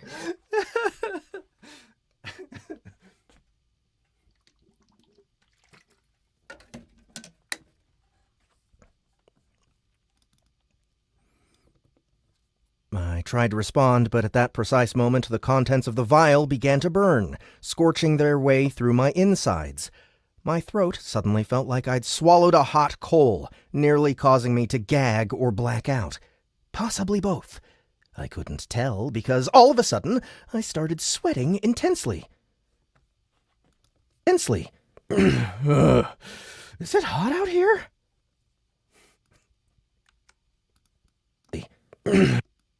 Intensely. Is it hot out here? I asked, waving my hand in front of my face and pulling at my collar. Curr's blurry silhouette swam in front of me, almost like he was melting. It is quite a fine day. Are you sure you are okay? The screen's words from earlier came to mind. Okay, so let's see. Continue with the hag's instructions. Drink from that mysterious vial you receive. 2 new songs have been when you desire, and it comes with a sound. There is no doubt in my mind. Item obtained, a truly fine lute. Ancient magic courses completed. You have discovered a new 2 new songs when you desire, and it comes with a soundtrack. Groovy. Not all bargains. Hags never recant on their end of a bargain. However, not all bargains are what they seem. Okay, so you have a inconsistency here. Do you want me to just go back to bargains, or do you want to do deals? So I'm on my laptop and I don't have the script on this computer, unfortunately. So what is the line? Okay, so the line comes back. The first time he says it, it's however not all bargains are what they seem. When it comes back, when it flashes back, it says not all deals. So do you Just prefer keep it bargains? bargains? Okay. Okay. I'll send you a screenshot as a reminder. Thank you. Come on. Oh, God damn it.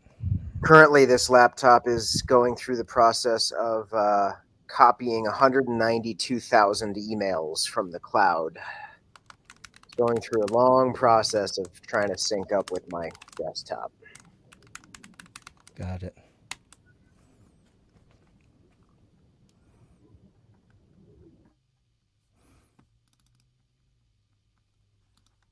Okay, so where'd it go? This one? However, not all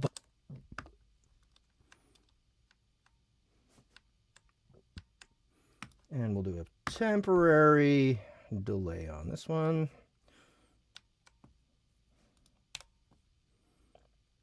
A is delay, B is delay.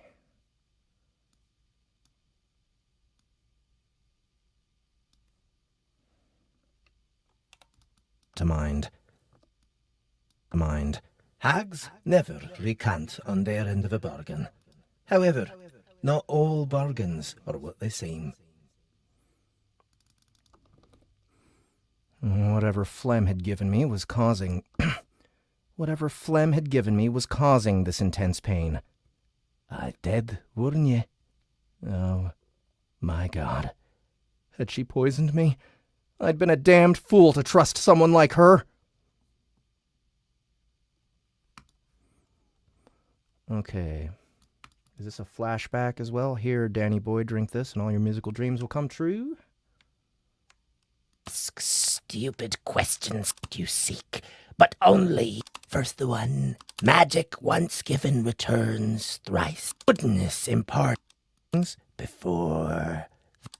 It will be as I foretold. Sitting here talking, and that's him thinking like, how stupid are you? Okay. Got it. Like, here, Danny boy, drink this, and all your dreams will come true. Got it.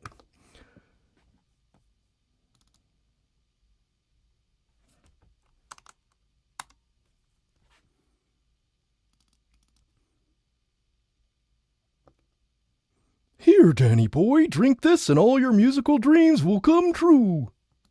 Someone like her. Here, Danny boy, drink this and all your musical dreams will come true. Was this what selling your soul to the devil was like?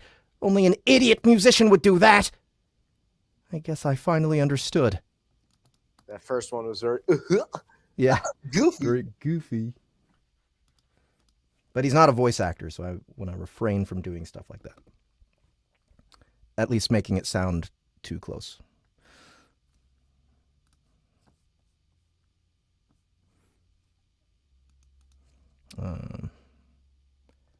The ground seemed to rush up to greet me even as I realized I was falling. Curr's strong hands caught me and kept me from crashing to the dirt. Oh, tartan's tusks. I did not believe you had so much to drink. Drink. I only had one. I started to retch, and Kerr let me drop to the ground. Not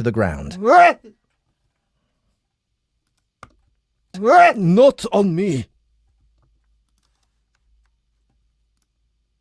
Not on...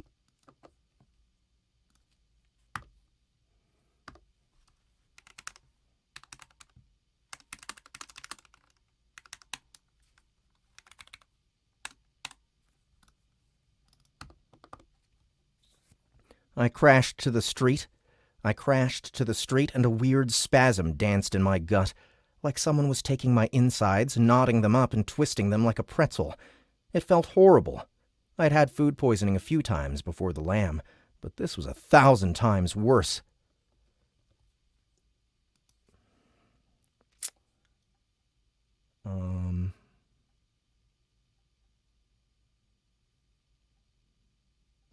Okay, so he's still on the ground, right? Yep.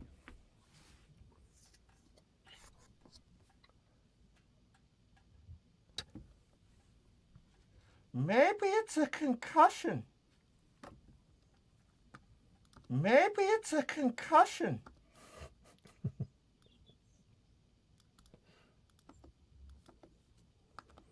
I squeezed out, but I don't think they were coherent words. Moaning, I writhed around, vaguely feeling like stones cutting my flesh. Nope. Moaning, I writhed around, vaguely feeling little stones cutting my flesh, hoping that any sort of motion would help dispel the pain and agony. Writhed around, vaguely feeling little stones. Yeah, okay. All the pain and agony. It didn't, and now I was bleeding from my fingertips and arms. My breathing came in sharp spurts, and I barely held on to consciousness. Blackness clawed at the edges of my vision, and spots broke out. They were weird, green, swirling into one another, and the effect made me want to vomit even more. Okay, let's do a little moan here. But I don't think they were coherent words. Moaning, I writhed around, vaguely feeling little stones.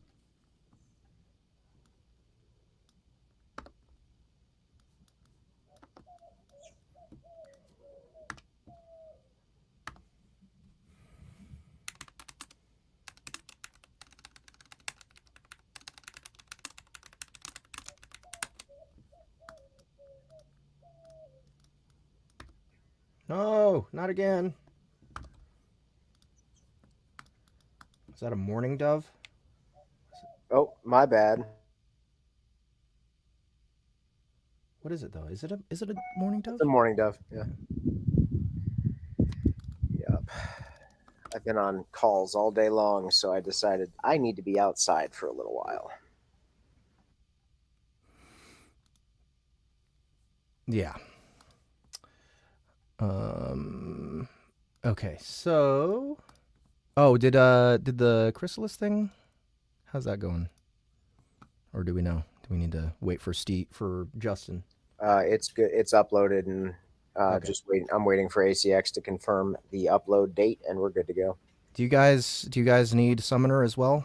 Has that been given to you? I can send it. I'm pretty sure it's done. We can send it. The plan is July 2nd. So Okay. I'll go ahead and upload it to the same folder I sent the link I sent to you. So it'll be there, and I'll give you a nudge when it's officially in. perfect. Okay. But even more. I bit down and managed to quell the rising tide of bile at the back of my throat. Vomiting.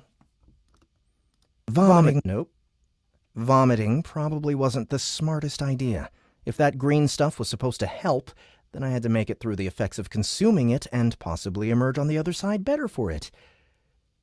Or perhaps I'd just die. I tasted dirt and recoiled.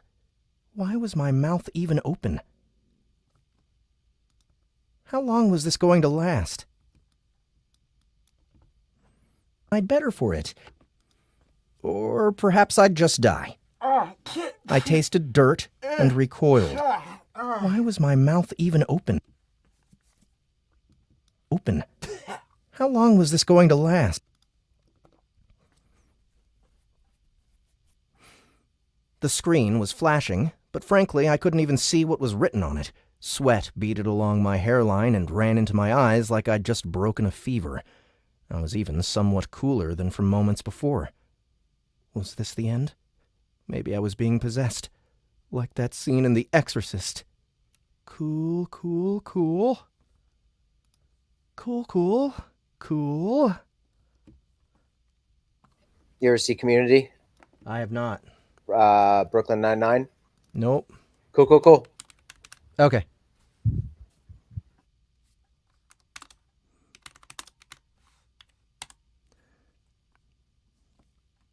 I'm gonna play it anyway, just for fun.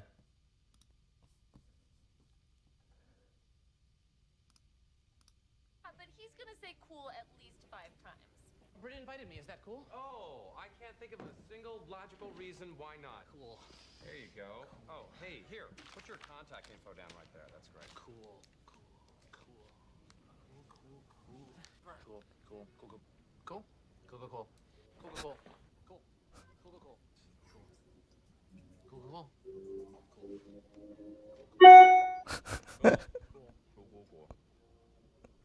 All right, got it.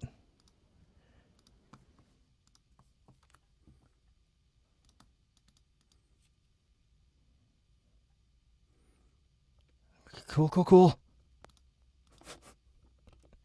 It was like someone turned out the lights. Total darkness, and then, finally, my vision started to clear. My breathing slowed. I was beginning to feel somewhat like myself again, only stronger. My vision grew sharper. Objective completed. You have completed the hag's instructions. Vial of musical aptitude consumed. You have received the hag's blessing. +10 bonus. +10 bonus to dexterity, charisma, and intelligence. +10 bonus to instrument playing. +10 bonus to instrument. +10 bonus to instrument playing, singing, and speechcraft. +10 bonus to instrument playing, singing, and speechcraft.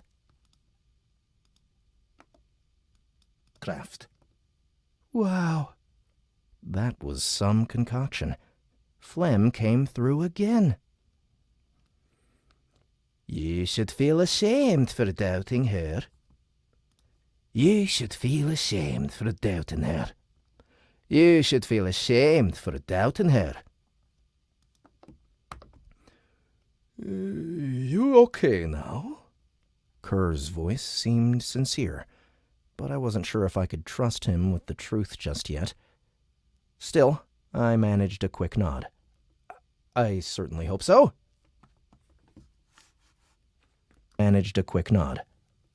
I certainly hope so. That was the most writhing without puking I have ever witnessed. Oh, that reminds me. Did you actually... Oh, I'm echoing really bad. I'm sorry. Oh, sorry. My bad. There, fixed it. When he did retch, and you didn't add like splashing sound effects, right? No. Because he doesn't actually throw up. He just retches, which I don't know if that's a synonym. I started to retch, and Curr Nope, no splashing. I only had one. I started to retch, and Kerr let me drop. Nope, no splash. I didn't Okay, cool. put a splash instruction. Witnessed.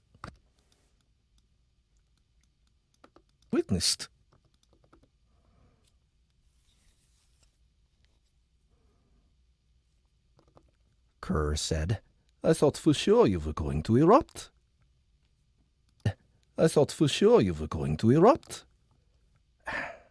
So did I. I calmed my breathing a bit more and sat up. Using the back of my hand, I wiped the drool from my mouth and chin. What happened? Kerr was showcasing genuine concern, which was nice. Must have been a late reaction to the lamb. I lied again. Keep this up, and you could run for president. The lute lay nearby, propped up against the base of the well. I swear it gleamed a little bit brighter. as it lay there, catching the rays from the sun overhead. I looked up, wondering if that sun was even my sun or the distant star of some other planet or world or whatever. Didn't matter. The lute called to me now, seemingly begging to be played. It truly was a beautiful piece of workmanship. It was also mine. All mine. My precious. I picked up the instrument and the screen flashed. Would you like to play your instrument? You'd like that, wouldn't you, pervert? Just strum the damn strings.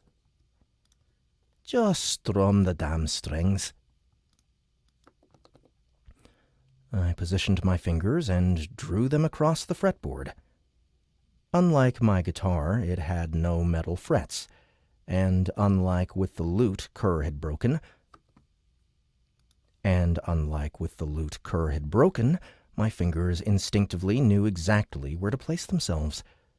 I strummed with my other hand, and the melodious notes coming out of the thing surprised even me.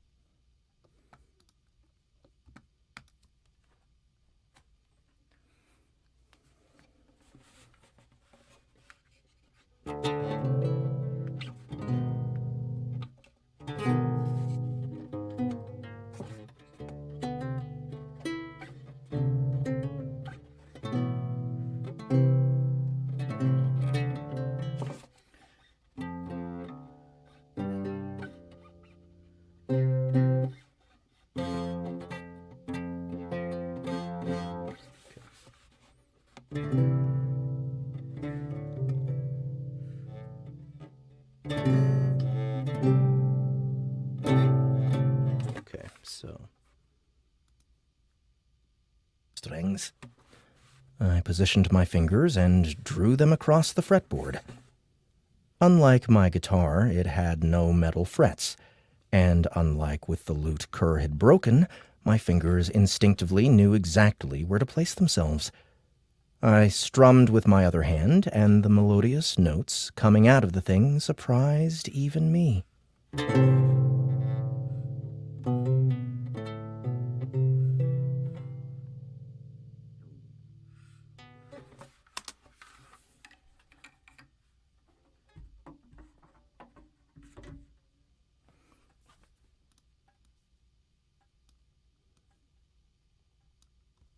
Place themselves.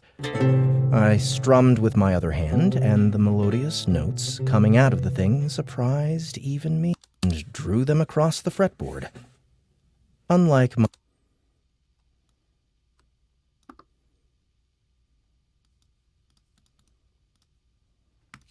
I'll do one more.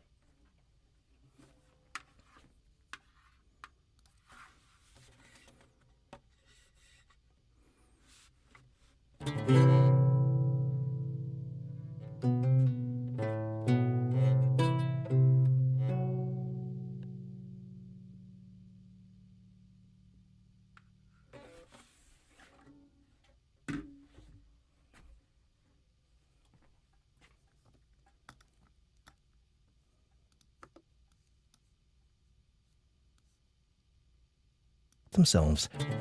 I strummed with my other hand, and the melodious notes coming out of the thing surprised even me.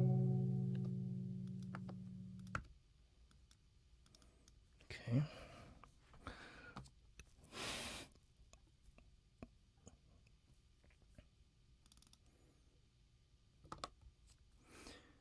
You have gained +1 in instrument playing. Your instrument playing is now 16, +10.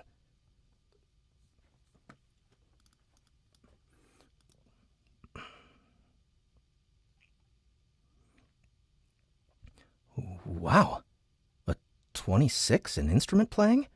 16 +10. How is that any different? How is that any different? Before the screen could answer, Kerr said, Mellifluous.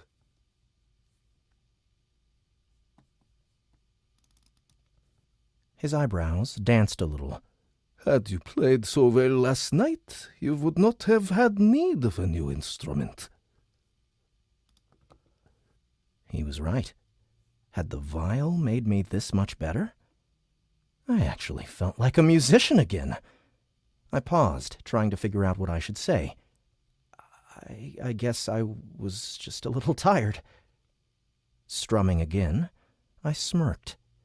Might not have liked the idea of being a bard, but there was something pretty cool about hearing what I could now play on this unfamiliar instrument. I wondered what some Nirvana would sound like from this baby. Hey, just for funsies, remember my front room, my big, beautiful front room? Yeah. I'm in it right now, and this is a result of the mold remediation. Oh, no. All of our clothes are just on racks in our... Shit. Our racks. That's awful. From this baby. But that would have to wait for another time. I stopped playing, rose, and swung the lute over my shoulder by its leather strap. What do you think? I stretched my hands out to my sides. Passable, Kerr said, shrugging. I mean, it was leagues beyond your pitiful performance last eve. But so would be the strangulation of kittens. Have you ever strangled kittens? Have you ever strangled kittens? I wasn't sure I wanted to know the answer. Not on purpose. He glanced around, watching a local go by, and scratched his beard. Well, I suppose it is time for me to move on from this boring small town. I'm glad you were able to find a suitable instrument. Perhaps I will see you again, playing in the hall of a great king. I started to answer, but he sniffled as I watched him hold in his snicker.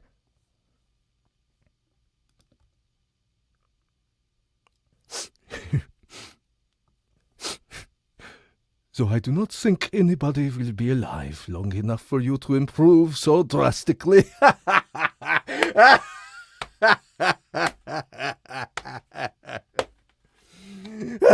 And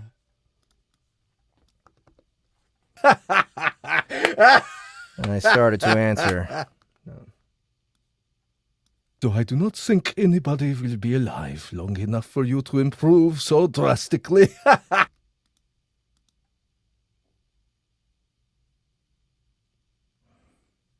In his snicker. Prove so drastically.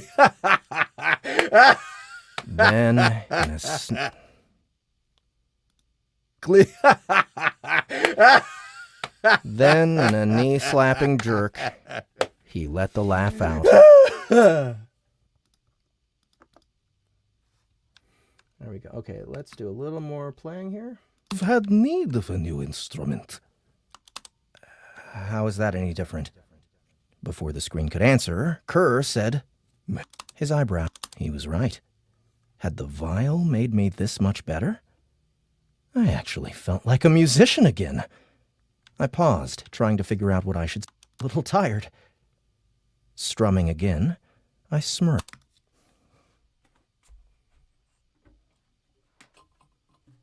Okay, how did it go?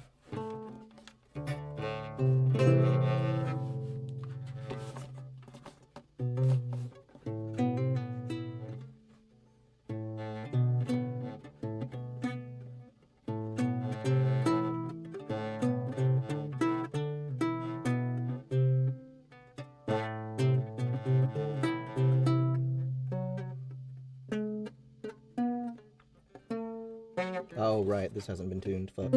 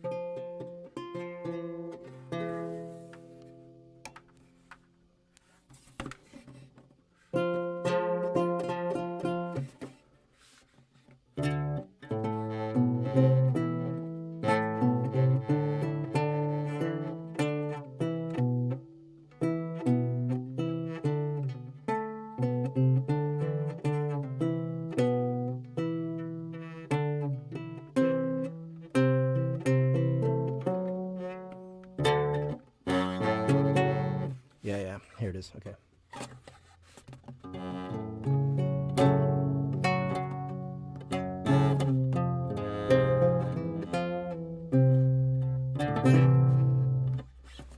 Okay, so I'm gonna just do a little bit of practice in here.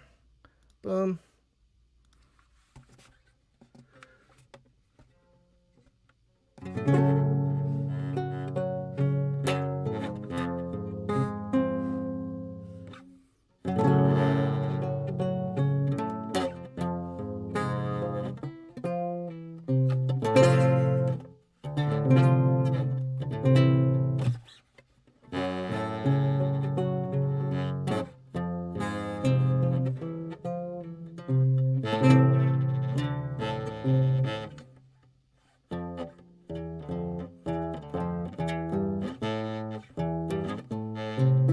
Okay, I'm gonna have to do that later.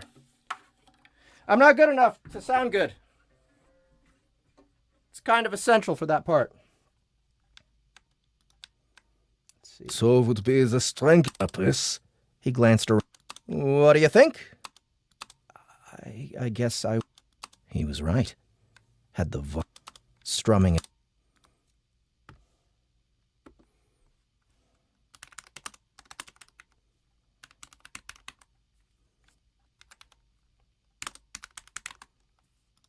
Okay. What time is it? We are at 2:12. Let's see. Look at my schedule. I don't...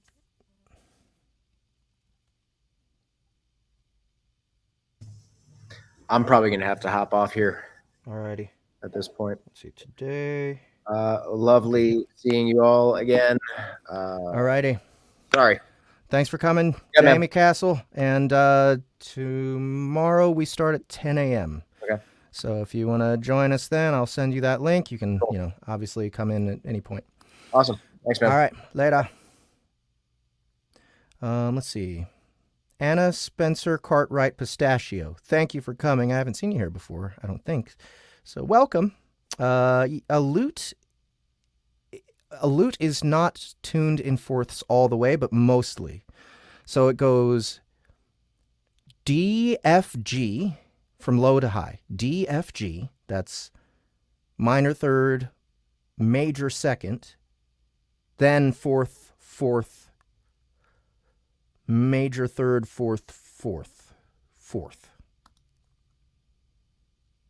Negligent filicide. Felicide? How do you pronounce that? Oh, looks like we might need to change sets. How long? long? Is this going to be less than 10 minutes set or chapter? No, it is not. So that's a set finished.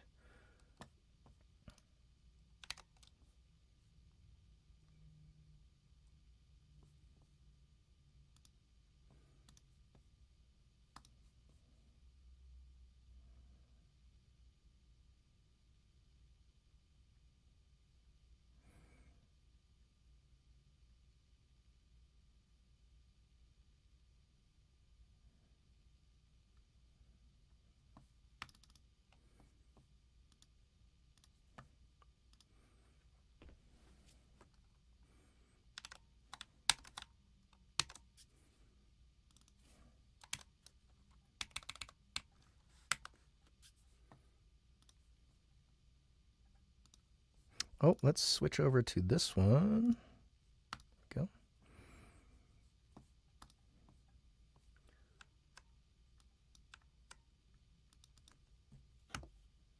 All right.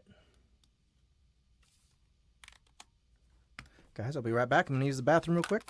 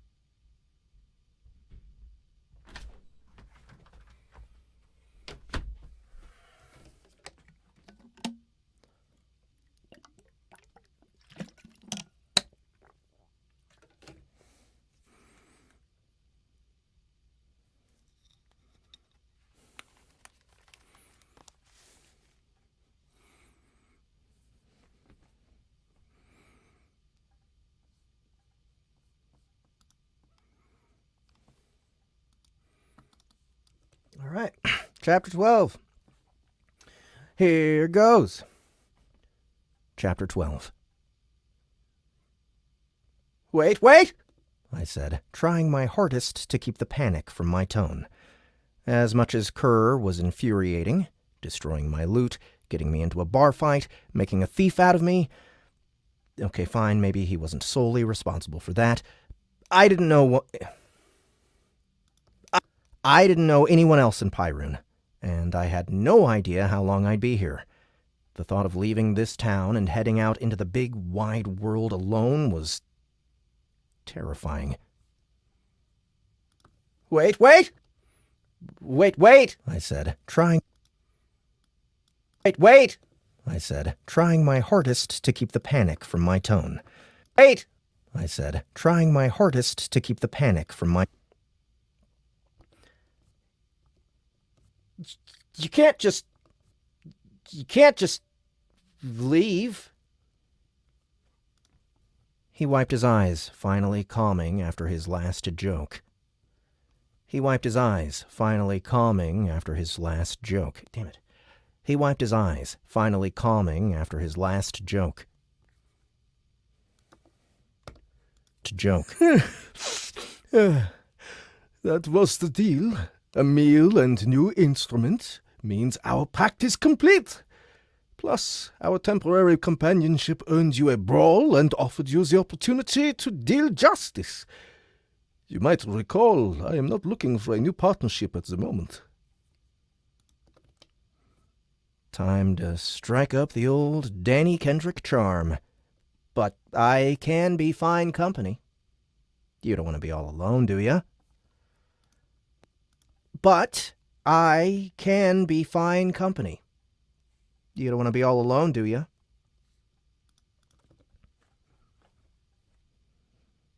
Bye, Tina Bobina. Thank you for coming. I smiled, raising an eyebrow. Kerr's face scrunched up. My apologies, Danny.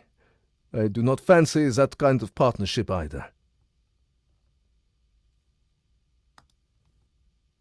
What? Hey, no, I didn't mean that. Partnership either. What?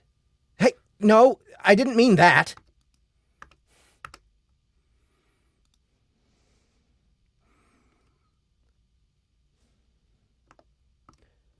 Perhaps if you show him your tits. Quiet, you. What? Perhaps if you show him your tits. Quiet. Tits. Quiet, you. Maybe it was just my way of dealing with the craziness of it all. Maybe it was just my way of dealing with the craziness of it all. Dive in head first. I didn't have much to care about back home, unless you count Trish. She'd been coming to listen to me at the heart-shaped box every Friday night for the last few months. And sure, we talked, but there wasn't anything there. Was there? Mom and Dad had passed years back. Any family left was distant, if I'd even known them. My old friends had moved on to better things or started families of their own.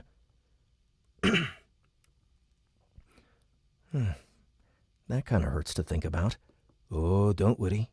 You'll find love someday. Think about. Oh, don't worry.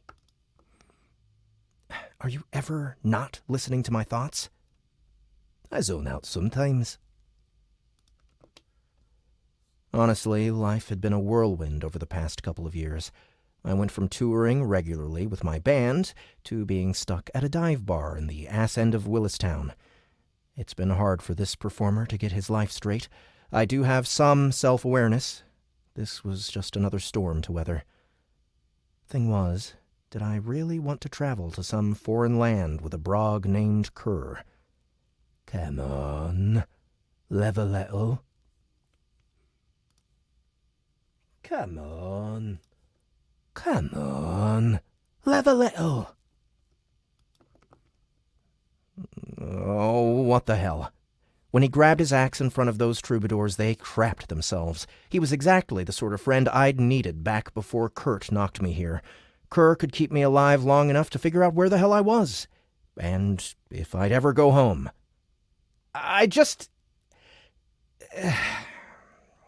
Please let me come along. I'll carry my own weight, I promise. You do not weigh much. Kerr praised me, then shook his head. No, it will only slow me down. Not true! I'm fast, I'm small, so I'm light on my feet. I did a little running man move and immediately regretted it.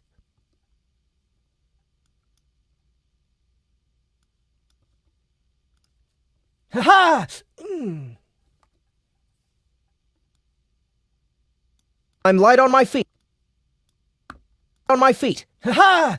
I did a little running man move and immediately regretted it.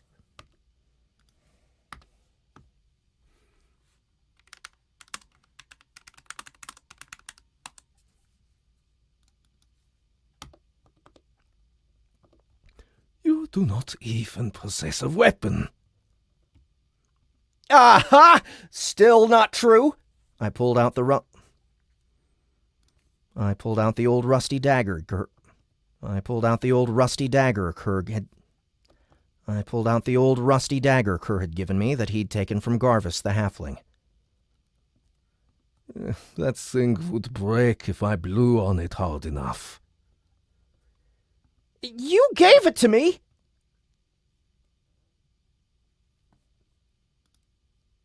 I did not want it! You gave it to me! I did not want it! He scanned me again, head to toe. I do not think this will work out in my favor. You're losing him. How about a little incentive? New objective. Convince Kerr to take you with him on his next quest. Reward: a new weapon and armor. Kerr is undoubtedly going somewhere super cool. Just look at him. He oozes awesome. Convince him to take you with him. If you fail, you die.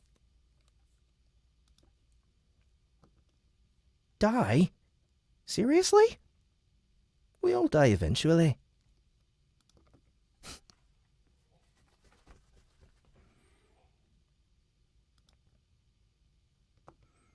Kerr turned to walk away, and I grabbed him by the arm.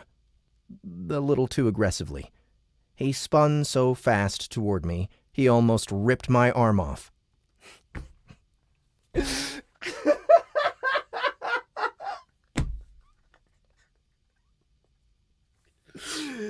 Oh, this line is so good.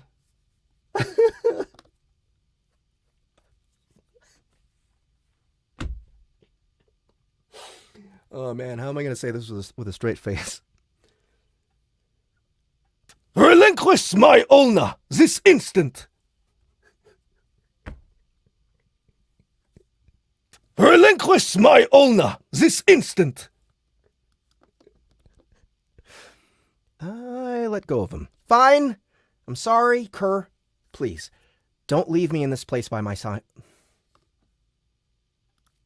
Don't leave me in this place by myself. I'll die here. Do you want that on your conscience?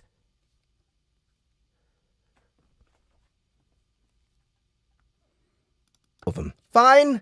I'm sorry, Kerr. Please, don't leave me in this place by myself. I'll die here. Do you want that on your conscience? He snatched the dagger from me. See this? He pointed to the rusty splotches on the blade. That is not embellishment. It is rust. He then held it between thumb and forefinger with one hand and the hilt with the other. Applying the minutest pressure, the dagger snapped in two. Weapon lost. Rusty old dagger. Weapon lost. Rusty old dagger. Great. Now I have nothing. Do you get off on breaking my stuff or something? Everything you have is just so pathetic. Everything you have is just so pathetic. Pathetic. Everything you have is just so pathetic. Ouch. Not this!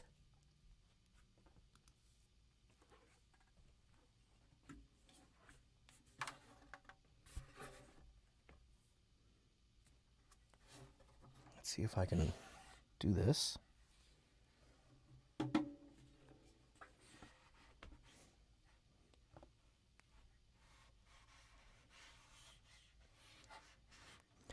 Not this!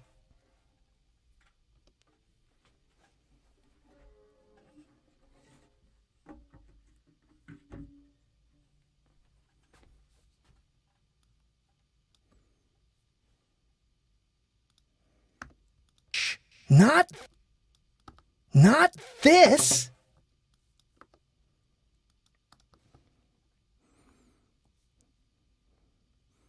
I tapped on the lute. He scratched his beard. Finding that was indeed good fortune. Maybe I'm lucky. And you said I had value. Maybe I'm lucky. And you said I had value. That counts for something. And I can carry things for you. Keep you entertained with riveting conversation and song. Keep you entertained with riveting conversation and song. I caught myself before I finished the word. Basically, whatever helps. Kerr stared at me for so long, it became uncomfortable. Then he took a deep breath. It became uncomfortable. Then he took a deep breath. Fine. But if you are going to accompany me, you will need to be better armed. Objective completed. You convinced Kerr to let you join him. Great job! Now you will travel beside a bloodthirsty brogue dead set on killing anything and everything he can. You have gained +1 in speechcraft. Your speechcraft is now 11. What about the reward? Did I say there would be a reward? How about you just be satisfied with not dying? Or be patient? I returned my focus to Kerr. You'll let me join you? Don't act too excited, Danny. Play hard to get. You'll let me join you? You'll let me join you? Don't act too excited, Danny. Play hard to get. Until I change my mind. There's a Fighters Guild Hall in Balhazia. There's a Fighters Guild Hall in Balhazia. It has been many moons since I last checked in, and there ought to be plenty of quests worth embarking upon. Perhaps there's an undead plague somewhere, and we can join a raid. Join a raid! That sounds, dangerous? He nodded. It is. For you. It is. For you. Objective completed. Objective completed. You have discovered the nature of Kerr's next quest. His next quest is to find a new quest. Don't you feel great about yourself? What better way to start your new life than killing mindless, bloodthirsty zombies? Maybe I've changed my mind. Nonsense! There should be something you can handle too. There should be something you can handle too. First, let us find you a blade worthy of the wilds, so you might perhaps stand a chance. There should be something you can handle too. First, let us... There should be some... Stand a chance!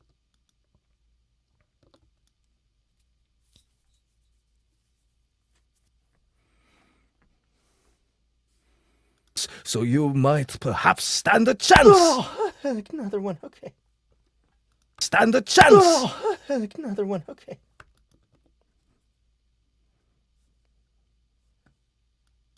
Another one, okay. Another one, okay. Kerr slapped me on the back, an action that was beginning to leave me sore. Way to be bold, my new companion! Glad to see that you did not let that awful fight with the halfling get you down. Down.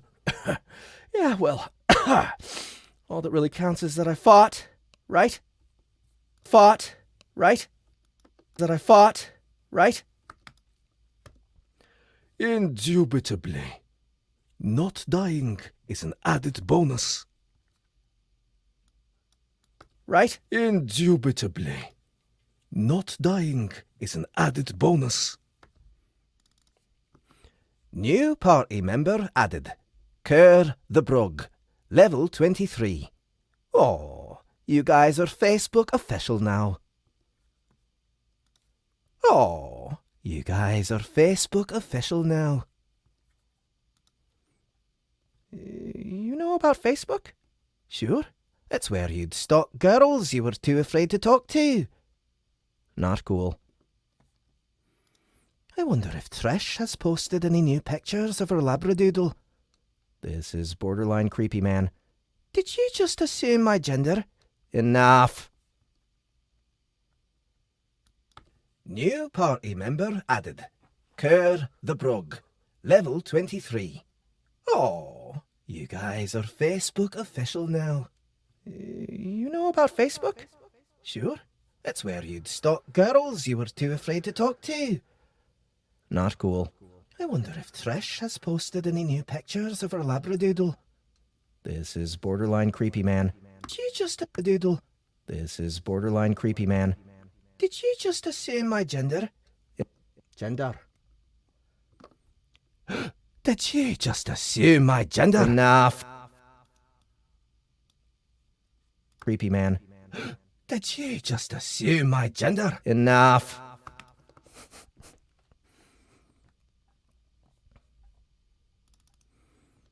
I was beginning to wonder if I'd just made the biggest mistake of my life. Getting into a fight with a drunk halfling was one thing. Battling it out with monsters or undead was another entirely.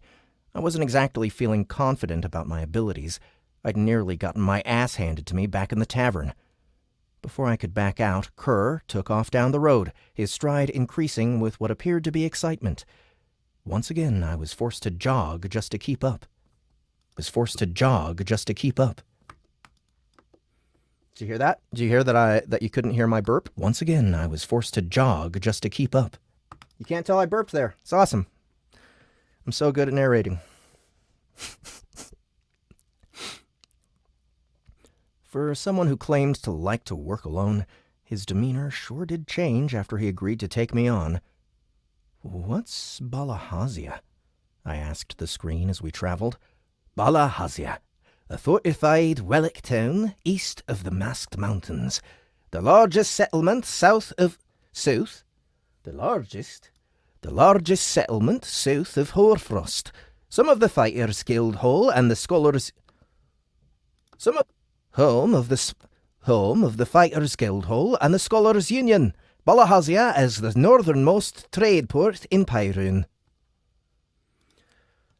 Balahazia, a fortified relic town east of the Masked Mountains. The largest settlement south of Hoarfrost. Home of the Fighters Guild Hall and the Scholars Union. Balahazia... Home of the Fighters Guild Hall and the Scholars Union, Balahazia is the northernmost trade port in Pyrrhun. Home of the Fighters Guild Hall and the Scholars Union, Balahazia is the northernmost trade port in Pyrrhun. A fortified relic town east of the Masked Mountains. The largest settlement south of Hoarfrost. Home of the Fighters Guild Hall and the Scholars Union, Balahazia is the northernmost trade port in Pyrrhun. I winced. Should I ask what the Masked Mountains are, or why the town is fortified? Do you really want to know? I sighed. Maybe it was better not knowing. I was already preparing myself for encountering monsters I'd never imagined could be real. This was a mistake. You want to be a hero, don't you? You want to be a hero, don't you? You want to be a hero, don't you? I wasn't planning on it.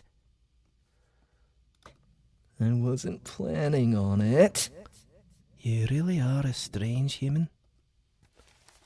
Something's going on over there.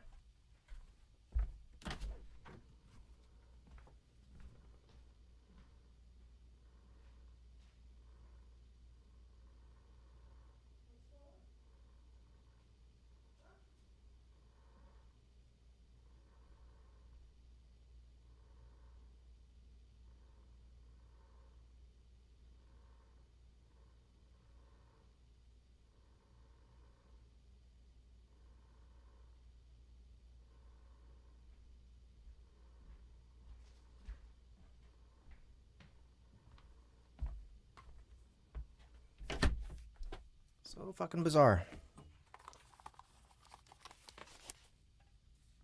You really are a strange human. You really are a strange human. That's what everyone in this world wants. I'm only trying to get you there faster. In fact, new objective. Reach Balahazia safely with your party. Reach Balahazia safely with your party. Reward, a chance at a new life. A chance at a new life. New objective. Improve your equipment before departing Nahal. Improve your equipment before departing... Improve your equipment before departing Nahal. Reward? Stop doing that! Reward? Stop doing that! Here we are, Kerr said. We stood before a long, squat building with a wooden sign that read, Baritone's Blacksmith and Baritone's Blacksmith and Barber Shop, hanging from a post. Blacksmith and barber? I asked. finest shave you will ever find yourself on the receiving end of, Kerr said, pointing to his freshly shaved dome. But we do not have time for that. Oh, don't worry, I'm fine. Kerr stared at the mop of hair on my head, and his lip twisted. If that is what you believe, let us see what awaits us. The clanging of a hammer against an anvil rang out in perfect rhythm, and when we stepped inside, the heat from the forge nearly knocked me sideways. Kerr took a deep breath and exhaled. Kerr took a deep breath and exhaled. Nearly knocked me sideways. Kerr took a deep breath and exhaled. Ah, there's nothing like the smell of molten steel in the morning. It's afternoon. Don't correct me! Steel in the morning. It's afternoon. Don't correct me! The hammering stopped at the sound of our voices. A woman who looked much like the building stepped out from behind the stone forge. She was short and stout, with arms She was short and stout, with arms like I'd never seen on a lady. Sexist. Sexist. No, I'm impressed. Her graying hair was pulled into a ponytail that nearly reached the bottom of her dirty lip. Her graying hair was pulled into a ponytail that nearly reached the bottom of her dirty lip. Her graying hair was pulled into a ponytail that nearly reached the bottom of her dirty leather apron. Dangerous by fire, but she didn't. Dangerous by fire, but she didn't seem to care. The screen highlighted her as I focused. Name? Baritone. That's a woman's name? Do I need to say it again? Sorry. Continue. Occupation? Blacksmith and barber. Race? Wellick. Female. Special abilities? Weapons crafting and making you look damned good. Weapons crafting and making you look damned good. Weapons? Look around you.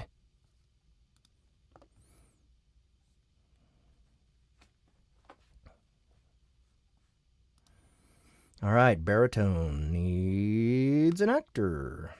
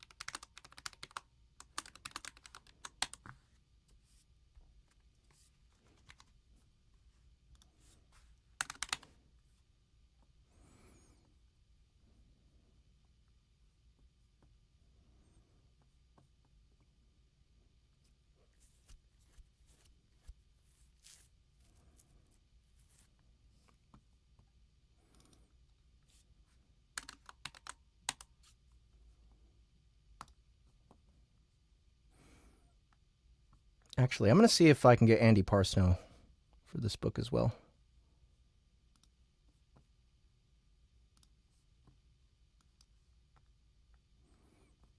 What did I do with StreamYard? Here it is.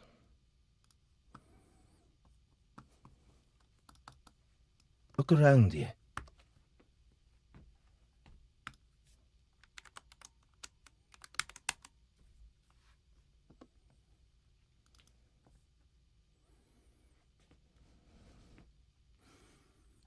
Not back for another shave so soon, are you? Not back for another shave so soon, are you? She asked Kerr. She asked Kerr, her voice deep and raspy, like her name. Kerr nodded in my direction like I was his red-headed stepchild. He is in need of a fine sword. The blacksmith wiped the grime and sweat off her face, then sized me up just like Kerr had so many times already, the deep chasms on her forehead deepening. And a haircut, too, by the look of him. And a haircut, too, by the look of him. Look of him. Baritone added. Just the sword this time, thanks.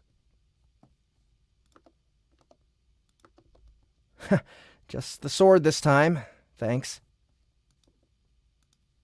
I said. Ever used a sword before? You don't look like it.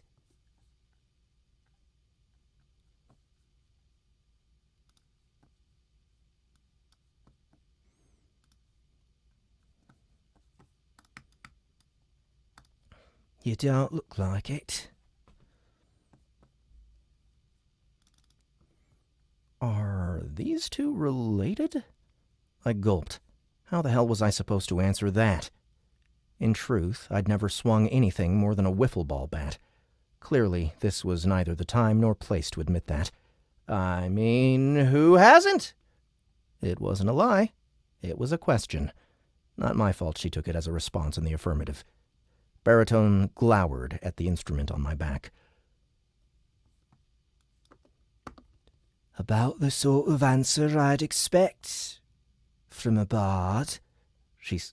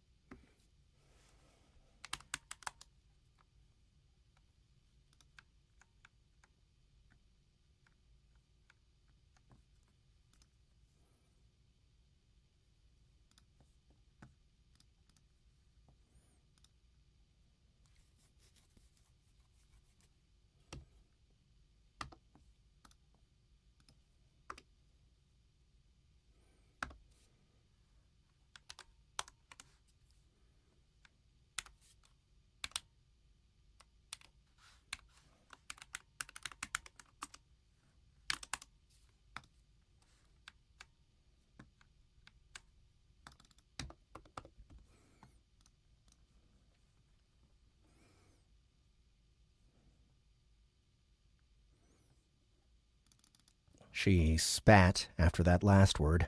I was guessing my fellow minstrels hadn't done much to make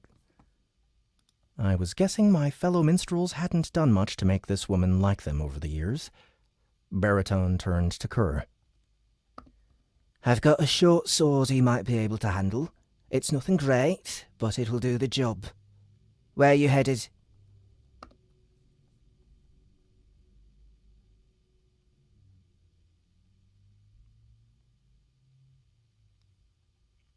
Pikeman's Trail. Toward Balahassia. Toward Balahassia.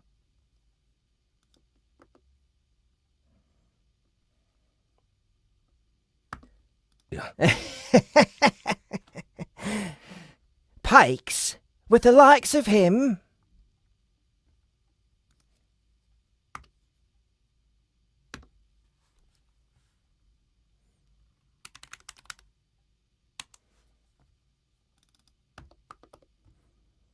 She shook her head and smiled as if it was the funniest thing she'd heard in a long time. You're better off going alone, friend.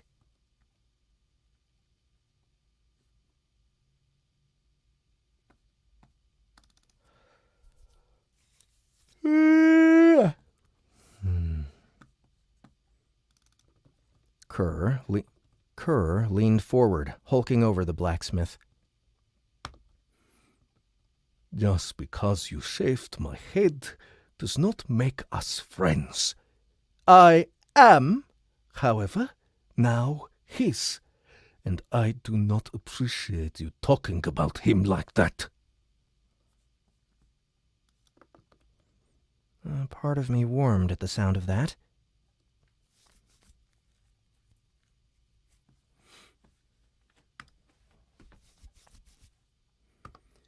See? I knew you'd find love. The blacksmith held her ground. Listen, Brog, I ain't afraid of you. Kerr growled. You should be.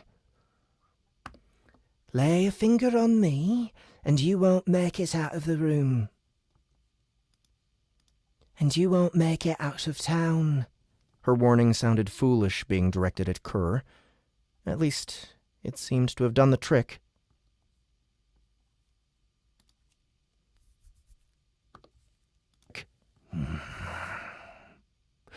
A short sword, Kerr spoke. Get it, and let us... Get it, and let us be on our way. Baritone nodded. Fair enough. Need anything else? A scabbard for it. Of course. I'm no cheap wench. That is yet to be determined. Kerr folded his arms and leaned against the wall, looking entirely unhappy with the transaction thus far. A short sword? I asked. What about one of those big ones that Volna had? I'd feel much safer with something like that. Kerr did what Kerr did best and let out a big belly laugh. He hadn't even breathed again before the blacksmith returned, holding a dusty short sword still sheathed in its scabbard. He hadn't even breathed again before the blacksmith returned, holding a dusty short sword still sheathed in its scabbard.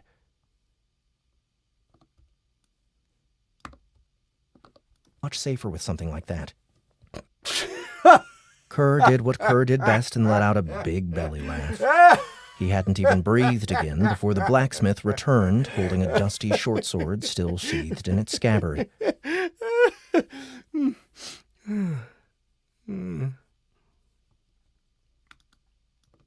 Scabbard.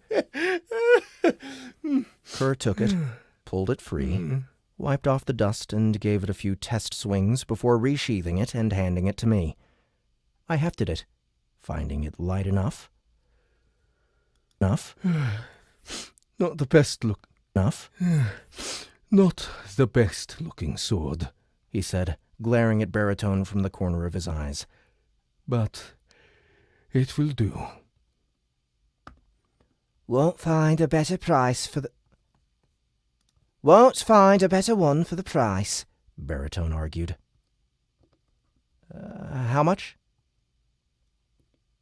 I asked. 20 gold, Baritone said. I gulped yet again. Then I pulled Kerr aside and said,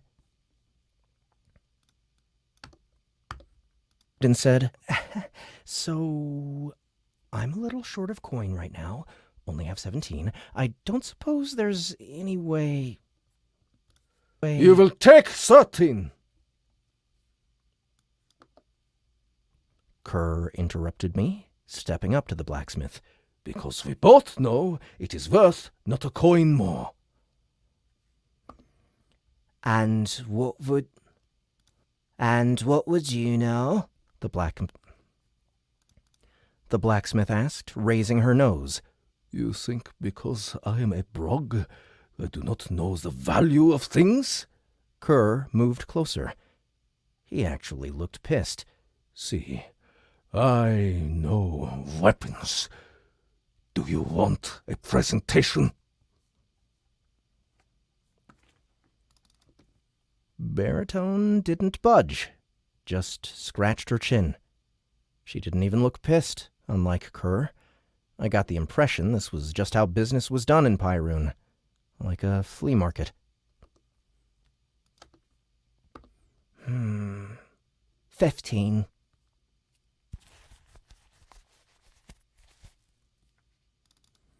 She conceded. You strike a hard bargain, Brog. And an even harder blow, Kerr said. 15 will do. 15 will do. Smart choice. A blow. 15 will do.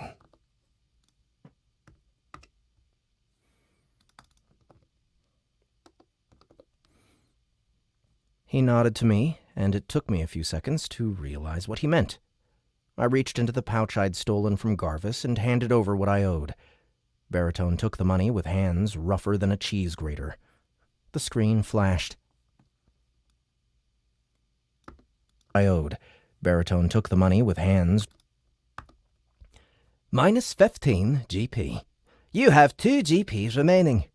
Weapon obtained. Iron short sword. Iron short sword. Iron short sword. Whoa. He nodded to me, and it took me a few seconds to realize what he meant. I reached into the pouch I'd stolen from Garvis and handed over what I owed. Baritone took the money with hands rougher than a cheese grater. The screen flashed. Minus 15 GP. You have 2 GP remaining. Iron short sword. Weapon obtained. Iron short sword. Melee damage 3 through 7. 3 to 7. Weapon obtained. Iron short sword. Melee damage 3 to 7. It's not the size of the weapon, it's how you use it. Thank you, Garvis, for the generous donation to the Danny Fund.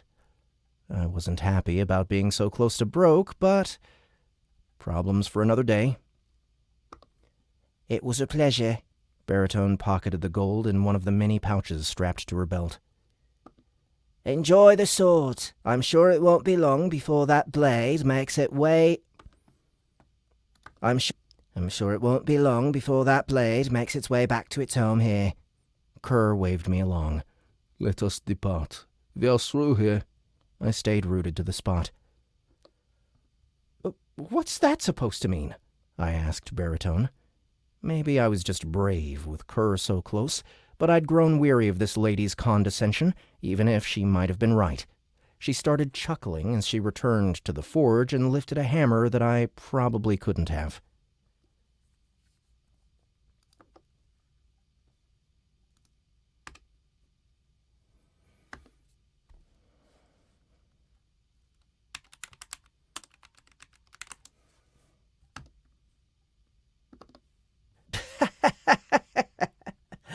Nothing. Not a thing. You have yourselves a jolly time in the north. I hear it's lovely at this time of year. I'm sure you'll really enjoy it. We couldn't have.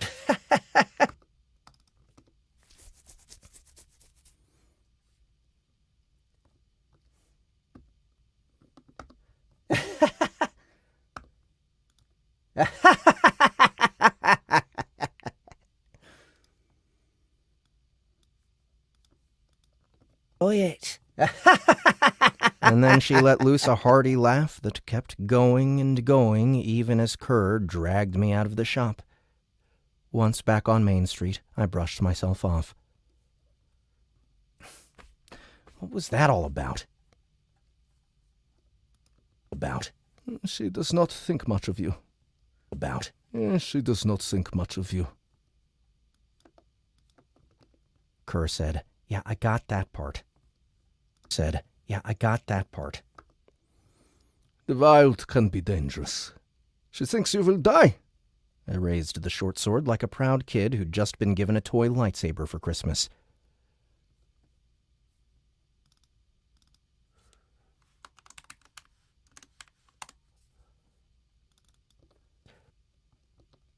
But now I have a blade. But now I have a blade!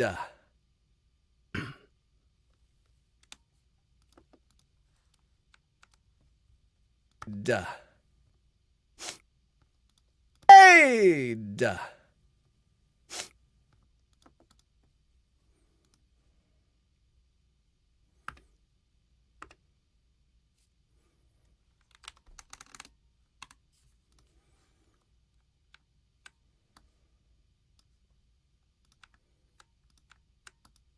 Let's see, what time is it? It is 3 o'clock, guys.